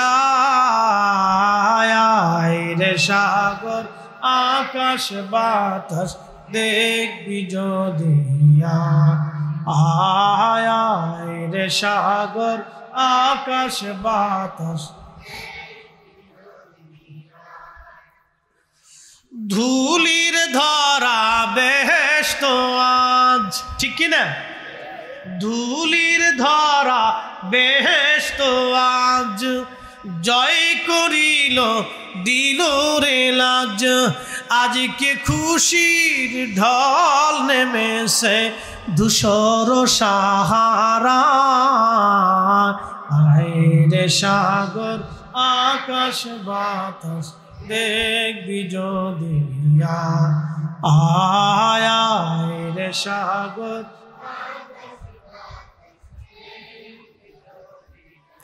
ত্রিভুবনের প্রিয় মুহাম্মদ, ত্রিভুবনের প্রিয় মুহাম্মদ এলো রে দুনিয়ায় রে সাগর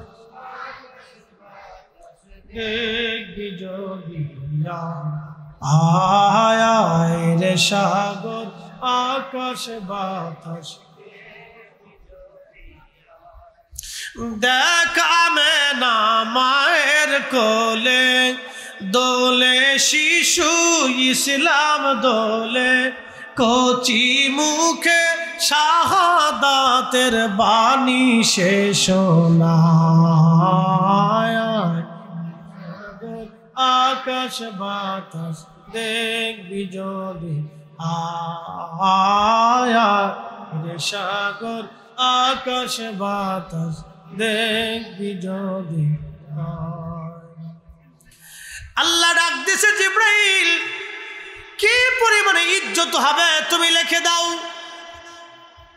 আল্লাহ বলতেছেন আমি যাকে খুশি ইজ্জতওয়ালা বানাই, যার কাছ থেকে খুশি আমি আল্লাহ ইজ্জত ছিনাই নেই। ধরেন আগে যারা ছিলেন আজকে তারা ক্ষমতায় নাই, নতুন করে আর এক দল ক্ষমতায় আইছে। ধরে আগে যারা ছিল আজকে নাই, নতুন করে আর এক দল আসছে, আগামী তো আর এক দল আসবে। কে থাকবে কে চলে যাবে আমরা কেউ জানি না। কি কথা কর না কেন? এই জন্য ক্ষমতা পাওয়ার পরে অপব্যবহার করতে হয় না। আজকে দেখেন একদল একটু কোনো রকম একটু পাওয়ার পাইয়া কারো বাড়ি আক্রমণ করে, কারো জমি আক্রমণ করে, কারো মসজিদ দখলের চিন্তা করে, মাদ্রাসায় জোর করিয়া অধ্যক্ষ উপাধ্যক্ষ প্রতিষ্ঠানে জোর করে তার প্রধানমন্ত্রী মানে আপনার কি অব্যাহতি দিচ্ছে। আবার দেখা যাইতেছে বিভিন্ন মাজারগুলি স্থাপনাগুলি ভেঙে দিচ্ছে।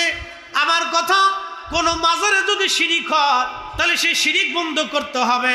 বেদাত যদি হয় সেটা বন্ধ করতে হবে।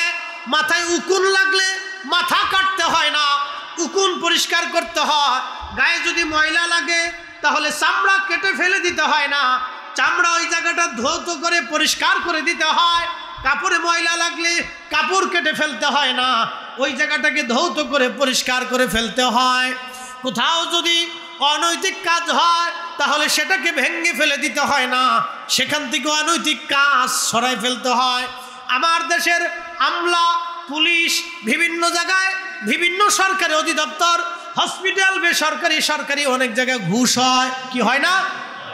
ঘুষের কারবারি হয়। তাহলে আপনারা কি এখন স্বরাষ্ট্র মন্ত্রণালয় ভেঙে ফেলবেন, জাতীয় সংসদ ভেঙে ফেলবেন? তাহলে আপনারা কি ওই যে কি বলে অর্থ মন্ত্রণালয় ভেঙে দিবেন? আপনারা কি তাহলে এই যে ঢাকা শহরে ঢাকা মেডিকেল কলেজে অনেক সময় দুর্নীতি হয়, অনেক সময় ঘুষের কারবারি হয়, ওষুধ 2 নম্বরই হয়, বিভিন্ন হসপিটালে ঝামেলা পাকে, তারপরে মানে কি হসপিটাল ভেঙে ফেলে দিবেন, ডাক্তার মেরে ফেলবেন? যদি এইগুলি করা না যায় তাহলে আমি ফরিদি বলতেছি, আমি মাজারে শিরিকের পক্ষে না, বেদাতের পক্ষে না। আমরা চাই কোন মাজারে যদি শিরিক হয় তাহলে সেটা পরিষ্কার কইরা সেখানে সুন্নত তরিকা নবীর সুন্নাত প্রতিষ্ঠিত করিয়া এতিমখানা সুন্নি মাদ্রাসা বানানো হোক। কথা বলেন ঠিক না বেঠে? এগুলো আমরাও চাই, কিন্তু ভাঙ্গার পক্ষপাতী না, ভাঙ্গার পক্ষপাতী না, স্থাপনাগুলি ভাঙ্গার পক্ষপাতী না। প্রিয় উপস্থিতি, খুব মনোযোগ দিয়েন। আর একটু সামনের দিকে বাড়াই। আল্লাহ পাক রব্বুল আলামিন বলেন, আমি যাকে খুশি ইজ্জত দেই, যার কাছ থেকে সে নেই। অতএব ক্ষমতা আসার পরে অপব্যবহার করা এটা অন্যায়। যারা এই কাজগুলি করবে তাদের আবার সেই পরিণতি ভোগ করা লাগবে। জোরে বলেন। যারা ক্ষমতা পাওয়ার পরে অপব্যবহার করবে তাদের আবার সেই পরিণতি হবে, সেই পরিণতি হবে। ক্ষমতা স্থায়ী না। চেঙ্গিস খান ক্ষমতা পেয়েছিল, 2 কোটি মানুষ মেরেছে।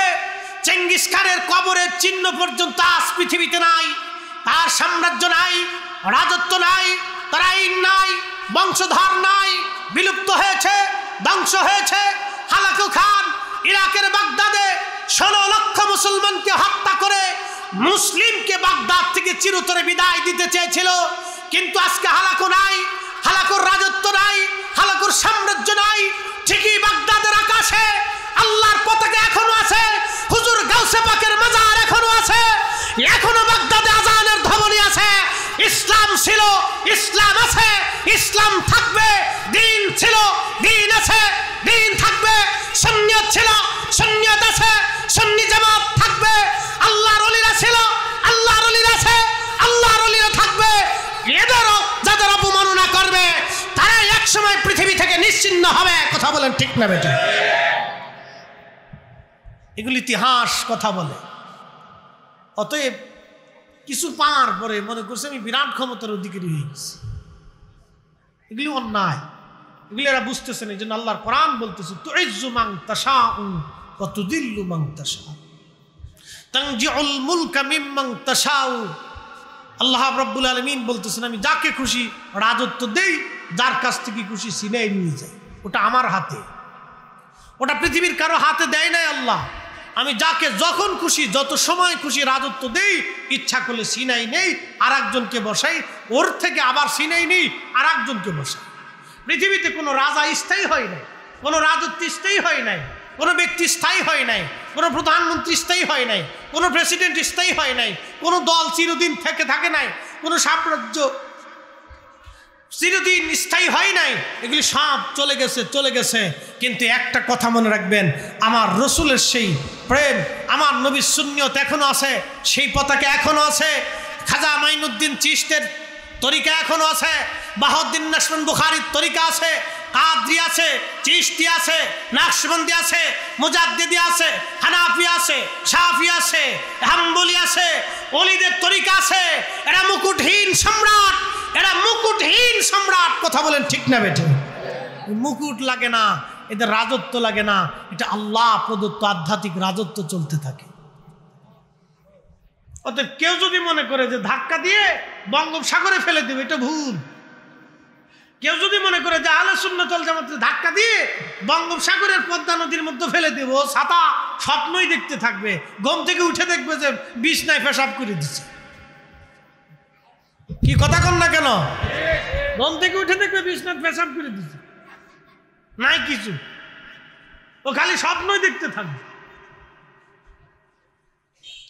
প্রিয় উপস্থিতি, 4th নাম্বার, আল্লাহর কোরআন শরীফে আমার আল্লাহ রসুল বলতেছেন, জিব্রাইলকে আল্লাহ রাব্বুল আলামিন শিখাই দিলেন, জিব্রাইল 4th নাম্বার তুমি বান্দার আমল নামার মধ্যে লিখে দাও, তকদিরের মধ্যে লিখে দাও, বান্দা জান্নাতি নাকি জাহান্নামী তুমি লিখে দাও। জান্নাতি নাকি জাহান্নামী লিখে দাও। আমার দিকে তাকাও, বান্দা কি জান্নাতি নাকি জাহান্নামী লিখে দাও। আল্লাহ রসুল আরো বললেন, এমন ব্যক্তি আছে সুন্দর আমল করলো কিন্তু শেষ জীবনে নাফরমান হয়ে গেছে, কয়দিন আগে দেখলাম এক মুফতি মাদ্রাসা থেকে মুফতি পাশ করার পরে নাস্তিক হয়ে গেছে, আবার নাস্তিক তওবা করে আইসা ভালো হয়ে গেছে। একসাথে বলবেন আল্লাহু আকবার। কেউ বিরাট বড় আশিক রাসূল ছিল, শেষ সময় বেঈমান হয়ে কবরে চলে গেছে। আবার অনেক বাতিল না দেখা যায় আশিক রাসূল হয়ে কবরে চলে গেছে। তাকদীরের মধ্যে লিখে দাও সে কি পাবে।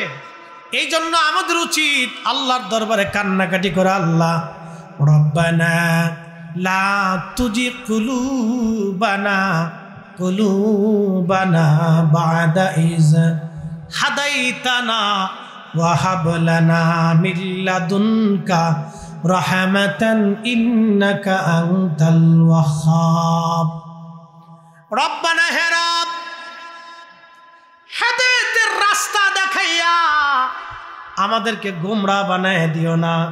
আল্লাহ সুন্নি বানাইছো, আমাদেরকে নাফরমান বানায়ও না। নবীর গোলাম বানাইছো, শয়তানের গোলাম আল্লাহ বানায়ও না। নবীর প্রেমের রাস্তা দেখাইয়া শয়তানের পথে আমাদেরকে নিও না। আমাদের হৃদয়কে হেদায়েতের রাস্তা দিয়া সোজা রাস্তা দেখাইয়া আবার বাঁকা রাস্তা নিও না। এই জন্য এই দোয়াটা বেশি বেশি করবেন। সুফিরা এই দোয়া করত, রব্বানা লা তুজিগ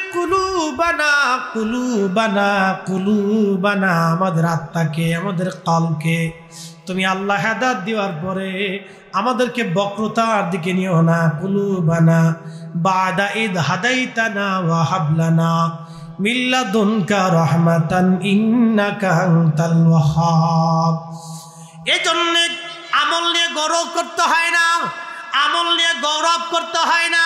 নিজে নামাজি হলেই বেনামাজিরে নিকৃষ্ট মনে করতে হয় না। কথা বুঝছেন? আপনি নামাজ পড়েন, বেনামাজিরে খারাপ ভাববেন না, ওরে আল্লাহর দিকে ডাকবেন। কেমনে? আমরা অনেক সময় কটাক্ষ করি, গালি দেই, ধমক দেই, রাগ করি না। ভিন্ন মতের হতে পারে, তাকে গালি দেওয়া যাবে না, কটাক্ষ করার দরকার নেই। ভিন্ন মত হতে পারে, ভিন্ন মত হতে পারে, তাকে গালি দেওয়া যাবে না, কটাক্ষ করা যাবে না। তো কি করতে হবে? উদউ ইলা সাবিলি রাব্বিকা বিল হিকমাতি ওয়াল মাউইদাতিল হাসানা। কোরআন বলতেছে তোমরা ডাকো মানুষকে আল্লাহর দিকে। আমি আল্লাহর দিকে, আমার রসুলের দিকে তোমরা ডাকো কিভাবে? প্রথমত হিকমত দিয়ে, কোরআন দিয়ে, সুন্নাহ দিয়ে, কোরআন দিয়ে, সুন্নাহ দিয়ে, কোরআনের আলোকে, নবীর সুন্নতের আদর্শের আলোকে তোমরা মানুষকে ডাকতে থাকো। এবং মাউইদাতিল হাসানা, তোমরা যখন ওয়াজ করবা, তোমরা যখন মানুষকে নসিহত করবা, তখন সেই নসিহতটা যেন সুন্দর সুন্দর শব্দ দিয়ে, চমৎকার ভাষা দিয়ে, উত্তম কথা দিয়ে তোমরা মানুষকে আল্লাহর দিকে ডাকতে থাকো, ডাকতে থাকো। আপনি নামাজ পড়লে আরেকজনের কটাক্ষ করবেন, আপনি আশিক রসুল হওয়ার পরেও আরেকজনের কটাক্ষ করবেন, দরকার নাই। তাকে বুঝাইয়া যদি আল্লাহর দিকে, নবীর ইশকের দিকে আনা যায়, এটাই আমাদের কাজ। কথা কোন ঠিক কিনা? এই কাজগুলি আমাদের দরকার। আমি নিজে আগে মাঝে মধ্যে উগ্রতা দেখাইতাম, আমার আদত ছিল আগে ওই উগ্রতা দেখাই বলতাম, মানে স্থির থাকতে পারতাম না, এই বকাঝকা এসে যেত। এগুলি এখন দেখি না।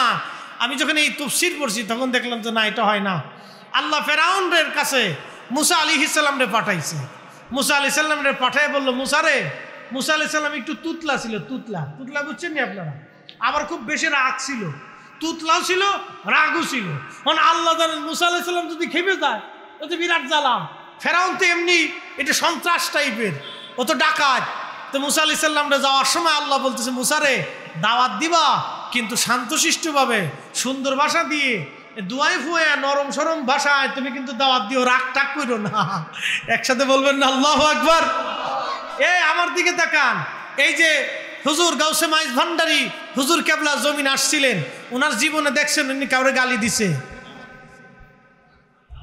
কোন সুফি কাউকে গালি দিচ্ছে দেখছেন? খাজা বাবা আজমিরি, মুজাদ্দিদ আল ফেসানি, 12 আউলিয়া, 360 আউলিয়া কাউকে কটাক্ষ করে না, হিন্দুরে গালি দিয়ে না, বৌদ্ধকে গালি দিয়ে না, খ্রিস্টানকে গালি দিয়ে না, ইহুদিকে গালি দিয়ে তারা ধর্ম প্রচার করেন নাই। তারা তাদের কাছে আসছে মোহাব্বত দিয়ে বসাইয়া, কারামত দেখাইয়া, এই কামালিয়াত দেখাইয়া, বুজুর্গি দেখাইয়া, রসুলের ইশক দেখাইয়া, সুন্দর দিয়ে, ভালোবাসা দিয়ে, খাবার দিয়ে, আদর্শ দিয়ে, নরম দিয়ে, মোহাব্বত দিয়ে সুফিরা এদের দেশে ইসলাম প্রতিষ্ঠিত করেছে।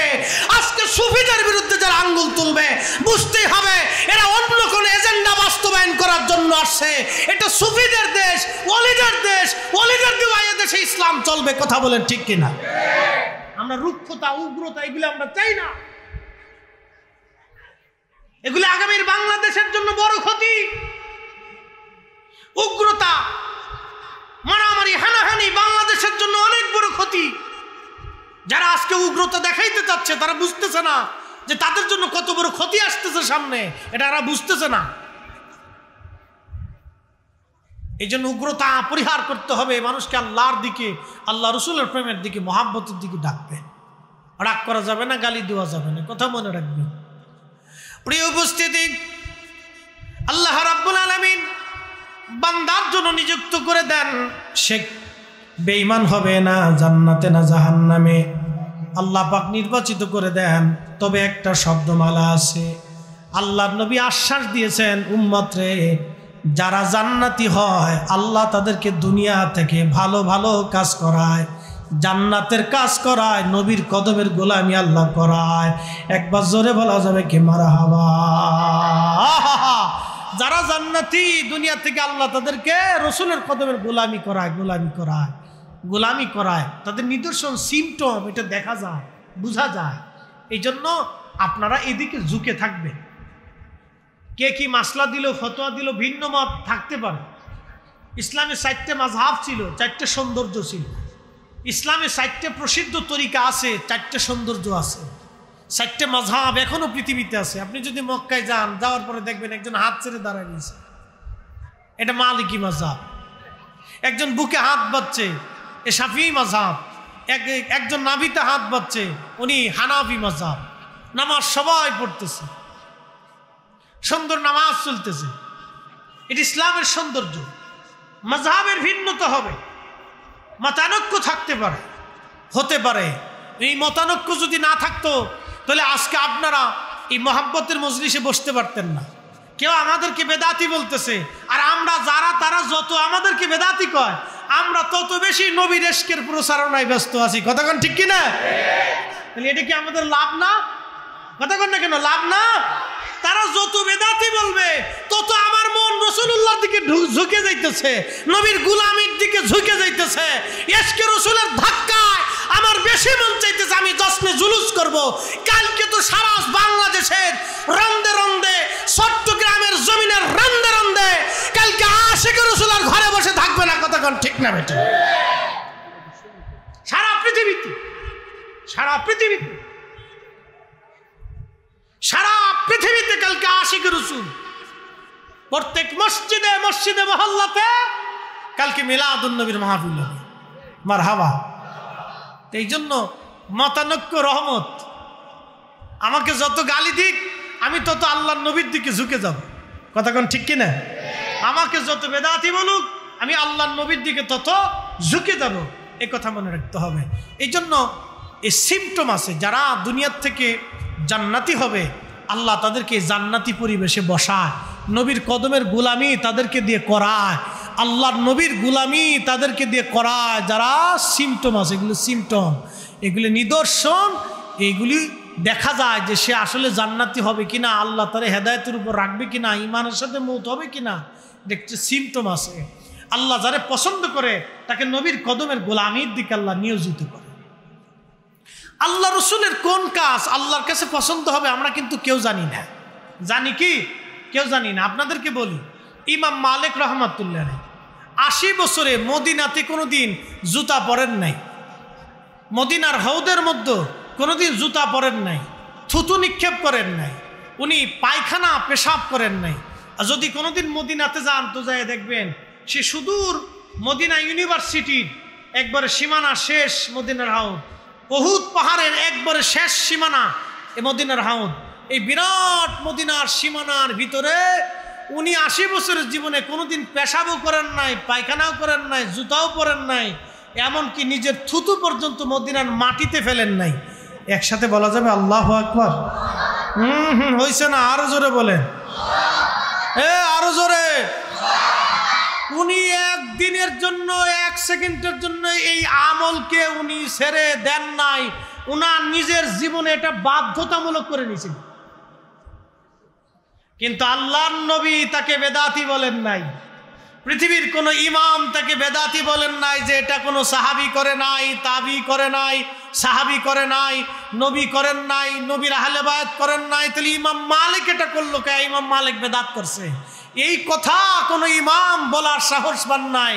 কারণ কি জানেন? উনি যে জুতা পরেন নাই এটা রসুলকে কেন্দ্র করে, উনি যে থুতু ফেলেন নাই নবীকে কেন্দ্র করে, উনি যে পায়খানা পেশাব করেন নাই নবীকে কেন্দ্র করে। জিজ্ঞেস করা হলো কেন করেন নাই? বলে যেই মাটির নিচে আল্লাহর নবী ঘুমানো সেই মাটির সীমানাতে আমি ইমাম মালিক কি করে পায়খানা পেশাব করব, থুতু ফেলবো, জুতা পরবো, আমি মরে যাব, তো এই কাজ করতে পারবো না। একসাথে বলা যাবে আল্লাহু আকবার। এটা নবীর এশকে। কার এশকে? এগুলো হলো সিমটম। রসুলের এশকে যারা পুড়ে যায় আল্লাহ তাদেরকে জান্নাতি বানায়া কবরে নিয়ে যায়, এটা সিমটম, নিদর্শন। এখন কেউ যদি মনে করে যে আমরা মিলাদুন নবী করাতে বেদাতি হয়েছি, তো মিলাদুন নবী, নবী শব্দটা আছে, আমরা মিলাদ উদযাপন করছি আমার রসুলের জন্য, এটা নিসবত রসুলের দিকে। বাইতুল্লাহ আল্লাহর সাথে সম্পর্ক, বাইতুল্লাহ আল্লাহর সাথে সম্পর্ক, ওটা পাথরের ঘর, পাথরের 4 পয়সাও মূল্য নাই। ওটা ইব্রাহিম আলাইহিস সালাম পাথর এনে এনে কেটে কেটে বানিয়েছিলেন। পাথরের কি দাম আছে বলেন তো? এই হাজরে আসওয়াদ একটা পাথর, তার কি দাম আছে? ওটা বেহেশত থেকে আসুক আর হাউজে কাউসার থেকে আসুক আর ওই আপনার পৃথিবীর অমূল্য সম্পদ থেকে আসুক, ওটা তো পাথর, ওটা দিয়ে আমার কি হবে?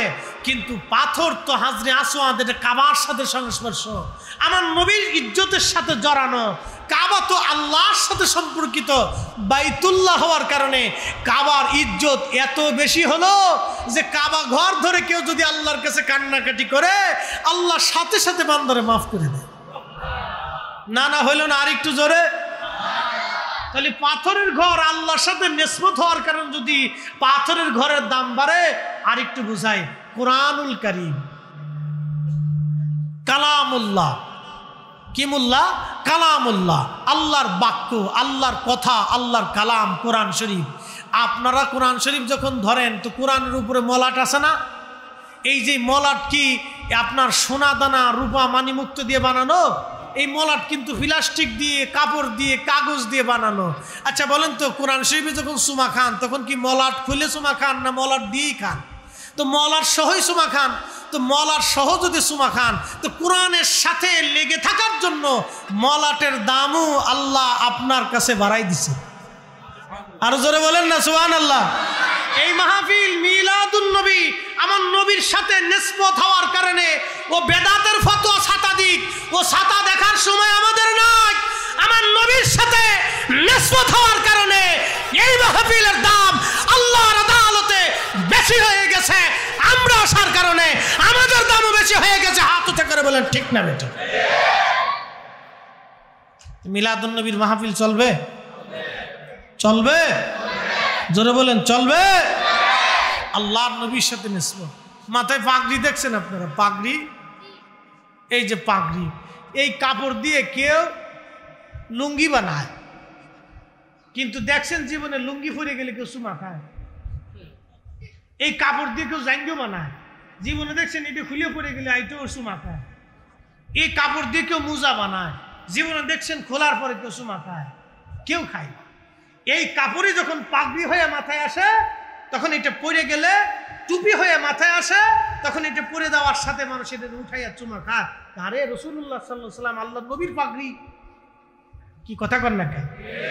আল্লাহ রসুলের পাগড়ি, তাজ, টুপি, একটা কাপড়ের দাম বাড়াই দিল। আপনি এটা নবীর সাথে সম্পর্ক হওয়ার কারণে ইজ্জত বেড়ে গেল। আর মিলাদুন নবীর মাহফিল আমার রসুলের সাথে সম্পর্ক হওয়ার কারণে বেদাত হয়ে গেল। কি বুঝলেন আপনারা? পাগল দেশে বহুত আছে, কিন্তু আমরা এত পাগল হইছি না। কি কথা কন না কেন? বুঝে আপনাকে যেতে হবে। এগুলো আপনাকে সিমটম বুঝতে হবে, সিমটম বুঝতে হবে। প্রিয় উপস্থিতি, এই জন্য অনেকে নানান যুক্তি দিবে, এদিকের দিকে ফিরে না যাই, আমরা নবীর গোলামির দিকে নিজেকে নিমজ্জিত রাখবো। কথা বলেন ঠিক কিনা? আল্লাহ আমাদের প্রত্যেকের কবুল করুন, বলেন আমিন। সালাতুন ইয়া রাসূলুল্লাহ আলাইকুম সালাতুন ইয়া রাসূলুল্লাহ মগজ কোরআন রোহে ইমা জানে দিন মগজ কোরআন রোহে ইমা জানে দিন হাসতে হুব্বে রহমাতুল লিল আলামিন সালাতুন ইয়া সালামুন ইয়া হাবিবাল্লাহ। বন্ধুগণ, একটা ঘটনা না বললেই নয়, আপনারা মাঝে মধ্যে যে গজল পড়েন বালাগাল উলা বিকামালিহি কাশাফাদ দুজা বিজামালিহি, এই যে মুসল্লিরা কথা বলা যাবে না, আরে বাবা কথা বলো, আব্বু এই তো হয়ে গেছে, বাবা একটু হয়ে গেছে, হ্যাঁ ওরে বাপরে মা, আব্বু এই পর্যন্ত বসে রয়েছে, শুকরিয়া আদায় করেন আলহামদুলিল্লাহ কোন। এতক্ষণ আপনার গাড়ির উপরে যে লাফায় নাই কপাল পালা, কারণ তো বাবার গাড়ি উঠে, চাচার গাড়ি উঠে, নানার গাড়ি উঠে, দাদার গাড়ি উঠে, ও প্রেসিডেন্টও চিনে না, প্রধানমন্ত্রীও বলে না, এসিও চিনে না, ডিসিও চিনে না, এসপিও চিনে না, প্রিন্সিপাল হুজুরও চিনে না। ও নাতিয়ে গাড়ির উপর চাপতে বসে, নানা কেমন আছে? নানার কাছে প্রিন্সিপাল হুজুরের কোনো ভ্যালু নাই, নাতির কাছে কোনো ভ্যালু নাই। এরা যে পর্যন্ত বসে রয়েছে, শুকরিয়া আদায় করতে হবে। আল্লাহু আকবার। প্রিয় উপস্থিতি, হাজরাতে শেখ সাদী রাহমাতুল্লাহি আলাইহি তিনি কবিতা লিখলেন বালাগাল উলা বিকামালিহি কাশাফাদ দুজা বিজামালিহি হাসনাত জামিউ খাসালিহি। আর তিনি লিখতে পারে না, 3 লাইন লেখছে, 4th লাইন আর মিলাইতে পারে না। চিন্তা চিন্তা চিন্তা চিন্তা পেরেশানি, কিন্তু আর লিখতে পারে না, মাথাতে আর আসে না, খুব চিন্তায় পড়ে গেলেন। কারণ কবিরা কোনো কিছু লিখলে অটোমেটিক আল্লাহ তাদের মাথায় দিতেন। Kazi Nazrul under matric pass একটা ছেলে, অভাবের সংসারে মা, নাম দিয়েছিল তার দুঃখ মিয়া। কিন্তু এত বড় মেধাবী কবি সাহিত্যিক বাংলার ঘরে আর কোনো মা জন্ম দিতে পারবে কিনা আমার আর জানা নাই। বাংলা ভাষায় এত বড় কবি, তিনার সাহিত্য চুরি হয়ে গেল। তিনি অভাবের কারণে প্রবন্ধ বিক্রি করে দিতেন, সাহিত্য বিক্রি করে দিতেন। কাজী নজরুলের লেখা সাহিত্যগুলি অনেকে নাম দিয়ে চালাই দিয়েছেন। কাজী নজরুল যদি সাহিত্য বিক্রি না হতো, চুরি না হতো, হারিয়ে না যেত, তাহলে রবীন্দ্রনাথ ঠাকুর বিশ্বকবি হতে পারে না, রবি ঠাকুর বিশ্বকবি হতে পারে না। কাজী নজরুলের প্রবন্ধ সাহিত্যের কাছে রবি ঠাকুরের সাহিত্যের কোনো নাই। ওনার এগুলি যদি চুরি না হতো, আল্লাহু আকবার। বাংলার কবি, আমার ভাষার কবি, শুধু মুসলিম হওয়ার কারণে উনি বৈষম্যের শিকার হয়েছিলেন। ব্রিটিশদের সাথে তিনি বৈষম্যের শিকার হয়েছিলেন। উনি মানুষের কথা বলেছিলেন, হকের কথা বলেছিলেন, উনি ন্যায়ের কথা বলেছিলেন। অন্যায়ের বিরুদ্ধে কবিতার মাধ্যমে তিনি লিখতেন। প্রতিবাদ করার কারণে, ব্রিটিশ বিরোধী হওয়ার কারণে ওনাকে বিশ্বকবি দেওয়া হয় নাই, উনি বৈষম্যের শিকার।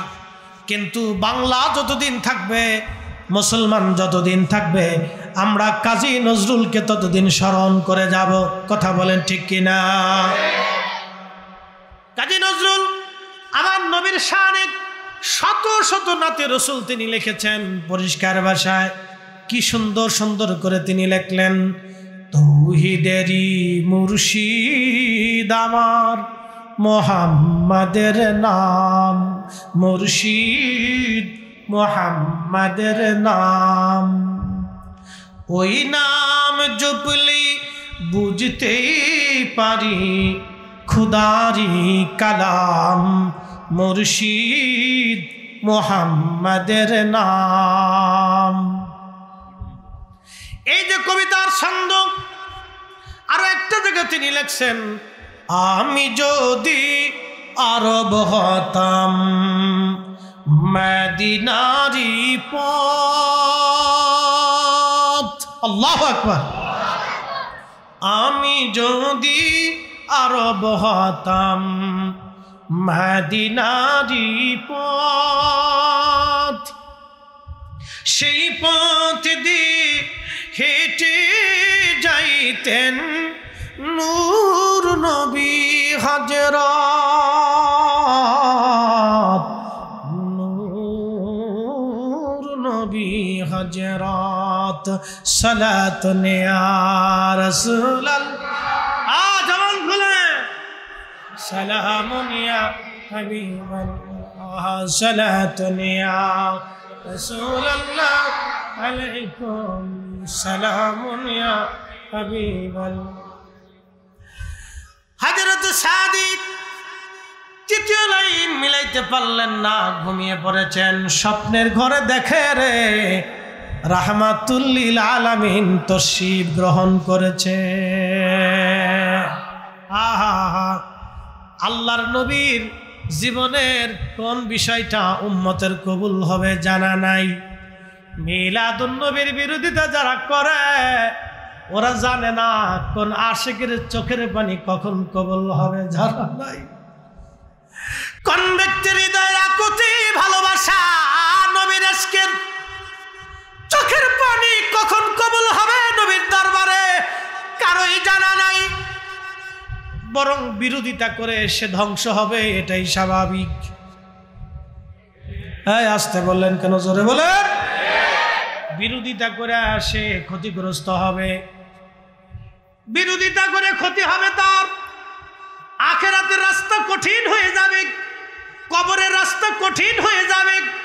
আর আল্লাহর নবী যদি একটা বারের জন্য নাখোশ হয়ে যায়, কবরের জিন্দেগি বড় কঠিন হবে।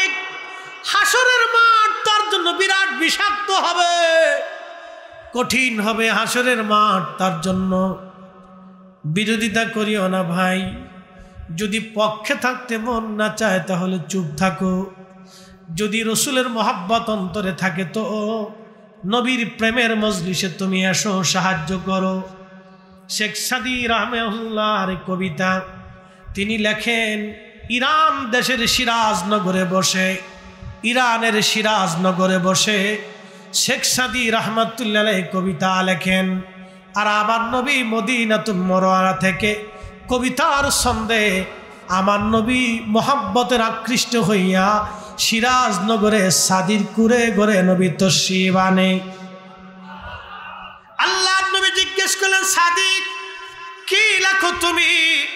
শেখ সাদী রাহমাতুল্লাহ আলাইহি ডাক দিলেন, ইয়া রাসূলুল্লাহ, নালায়েক, অপরাধী, গুনাহগার, মিসকিন কি লিখবে গো নবী? আমি এই মিসকিন আমার জ্ঞান দিয়ে আপনি নবীর প্রশংসা গাথা গাইতেছি, আপনি রসুলের প্রশংসার কবিতা নাতিয়া লিখতেছি। ইয়া রাসূলুল্লাহ কি লেখো রে সাদি? আল্লাহুম্মা সাদি পড়তেছিলেন, বালাগাল উলা বিকামালিহি কাশাফাদ দুজা বিজামালিহি হাসনাত জামিউ খুসালিহি। এরপরে আর তিনি বলতে পারে না। আল্লাহর হাবিব ডাক দেয়া বলেন, শেখ সাদি এরপরে কি তুমি বলো? সাদি ডাক দেয়া বলেন, হুজুর এরপরে লাইন আর আমি মিলাইতে পারতেছি না, আমার মেধাতে জ্ঞানে আকলে আর আসে না। আল্লাহর হাবিব ডাক দেয়া বলেন, সাদি সাদি তুমি চতুর্থ লাইনে লেখো, সল্লু আলাইহি ওয়ালিহি পরেন, বালাগাল উলা বিকামালিহি কাশাফাদ দুজা বিজামালিহি হাসনাত জামিউ খুসালিহি সাল্লু। কালেমা তাওহীদ আরশে লেখা, বামেতে মুহাম্মদ আকা, ঠিক কিনা? কালেমা তাওহীদ আরশে লেখা,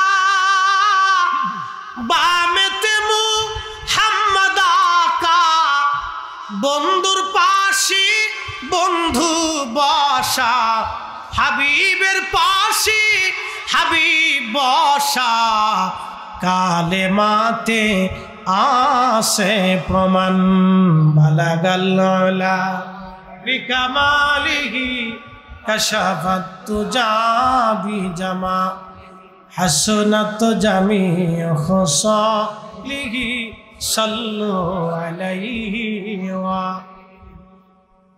শেখ সাদির জীবনে আল্লাহর নবীর একটা নাতে রসুল কবুল হয়ে গেল।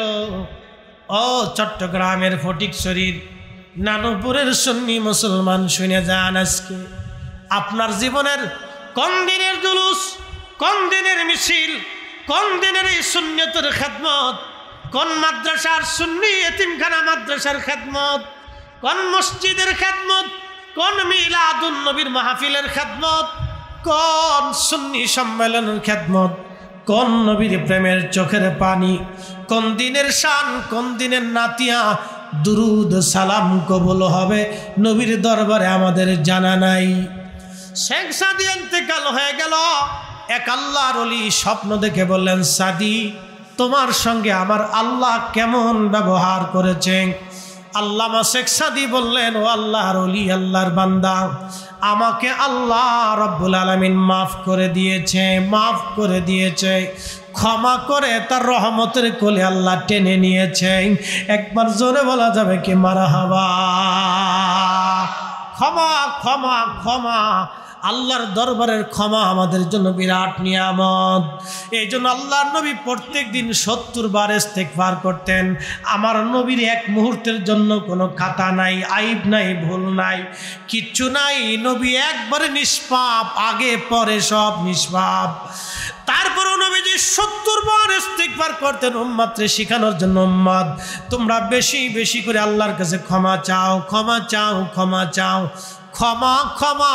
শেখ সাদি ডাক দিয়ে বললেন, আল্লাহর ওলি ডাক দিয়ে বলেন, সাদি রে, কিসের জন্য, কোন আমলের জন্য আল্লাহ তোমারে ক্ষমা করছে বলবানি? শেখ সাদি ডাক দিয়ে বলেন, আল্লাহর বান্দা, আমি আমার রসুলের শানে নাতে রসুল লিখছিলাম, বালাগাল উলা বিকামালিহি কাশাফাত দুজা বিজামালিহি, নাতে রসুল লিখছিলাম। আমি এই নাতে রসুল আসিয়া আমি মসজিদে নববীতে নবীজির রওজা মোবারকের পাশে দাঁড়ায়া দাঁড়ায়া আমি আমার রসুলকে শুনাইছি, পরে পরে শুনাইতাম যখনই আসতাম। আল্লাহ আমার ডাক দিয়ে বলল, সাদি তোমার জীবনের কোনো আমল আমি আল্লাহর কাছে পছন্দ হয় নাই, তোমার নামাজ আমি আল্লাহর মনোভূত হয় নাই, তোমার রোজা আমি আল্লাহর মনোভূত হয় নাই, তোমার যাকাত আমি আল্লাহর মনোভূত হয় নাই, তোমার হাজ আমি আল্লাহর মনোনীত হয় নাই, তোমার জিকির আমি আল্লাহর কাছে ভালো লাগে নাই রে সাদি। কিন্তু তুমি যে আমার নবীর শানে নাতে রসুল লেখছিলা, আমার নবী পছন্দ করছিল, আমার রসুল পছন্দ করার কারণে, কবুল করার কারণে রে সাদি, আমার হাবিব কবুল করার কারণে আমি আল্লাহ তোমার জীবনের সব গুনাহ মাফ করে দিছি। না না, একসাথে ধরে বলেন আল্লাহু আকবার, চিৎকার মেরে শক্তি দেয়া বলেন না ইয়া রাসূলুল্লাহ। নবী খুশি, আল্লাহ খুশি। কাজী নজরুল লিখলেন, আল্লাহকে যে পাইতে চায়, আল্লাহকে যে পাইতে চায়, হযরতকে ভালোবেসে আরশ কুরসি লৌহ কলম না চাহিতেই পেয়েছে সে। কথা বলেন ঠিক কিনা? এক কলিজার টুকরো যুবক, দাড়ি রাখবা, আল্লাহর নবীর সুন্নত, সুন্নতের রঙে তুমি রঙিন হয়ে যাও, টুপি মাথায় দিবা, পারলে পাগড়ি মাথায় ধরা, সুন্নতি পোশাক তুমি ধরো, তোমার হাসি থাকবে সুন্নতি, তোমার কথা হবে সুন্নতি, নরম ভদ্র ভাষায়, মুরব্বী দেখলে সম্মান করবা, মা বাবা খেদমত করবা, প্রয়োজন বোধে মা বাবার হাত পাগুলি পর্যন্ত তুমি ধোয়াইয়া পরিষ্কার করে দিবা। মা যা বলবে তাই তুমি শুনবা, বাবা যা বলবে তুমি মেনে মেনে চলবা, বড়কে শ্রদ্ধা করবা, নিজের আত্মীয় স্বজনকে সাহায্য করবা, গরিব দুঃখী মেহনতি মানুষ দেখলে তারে সম্মান করবা। মনে রাখবেন একটা কথা, আমার দেশে যারা কোটি কোটি টাকা দুর্নীতি করে, চুরি করে, ওর চাইতে আমার দেশের দিন মজুর রিক্সাওয়ালা যারা খেটে খাইয়া সারাদিনে 500 টাকা হালাল রুজি করে, এই ব্যক্তি আল্লাহর দরবারে তার চাইতে কোটি কোটি গুণ দামি।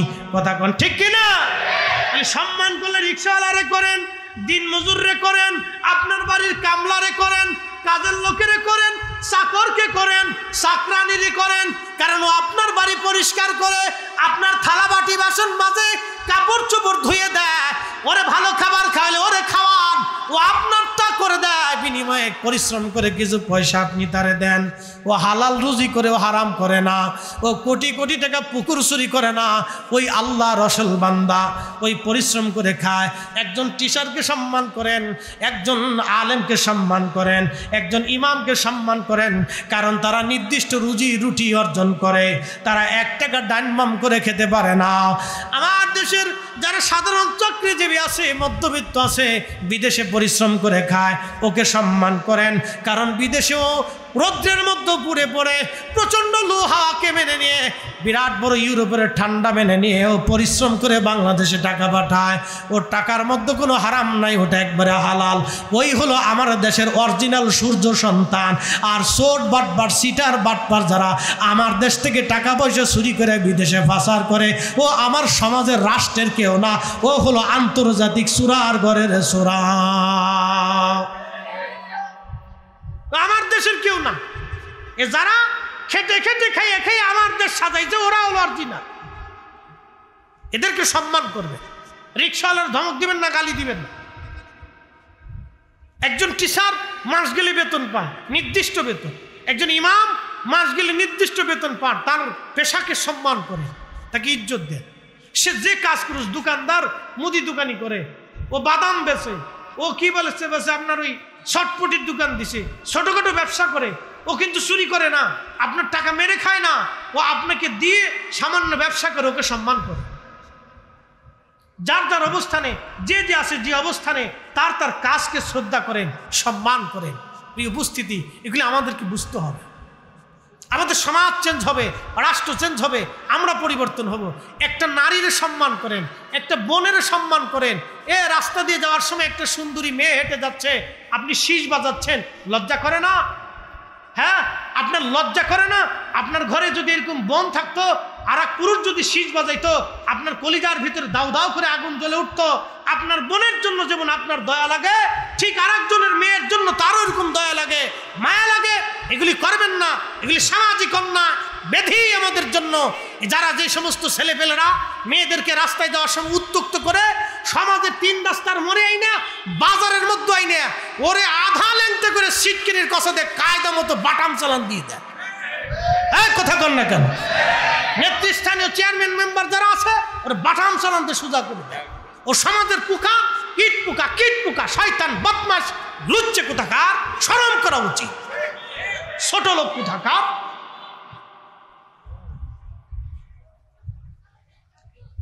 প্রিয় মুসলমান, এগুলি আমাদের করে দাও। আমার বোন রাস্তা দিয়ে হেঁটে যাবে, নিরাপদ থাকতে হবে। আমার মেয়ে রাস্তা দিয়ে হেঁটে যাবে, নিরাপদ থাকতে হবে, নিরাপদ থাকতে হবে। এক সাহাবী এসে বলতেছে, যুবক সাহাবী, ইয়া রাসূলুল্লাহ, আমি জিনা করব, অনুমতি দেন। চিন্তা করছে, এক যুবক এসে বলতেছে, ইয়া নবী আল্লাহি, আমি যে জিনা করব, আমার জিনায় মন উদ্বুদ্ধ হয়, অনুমতি দেন।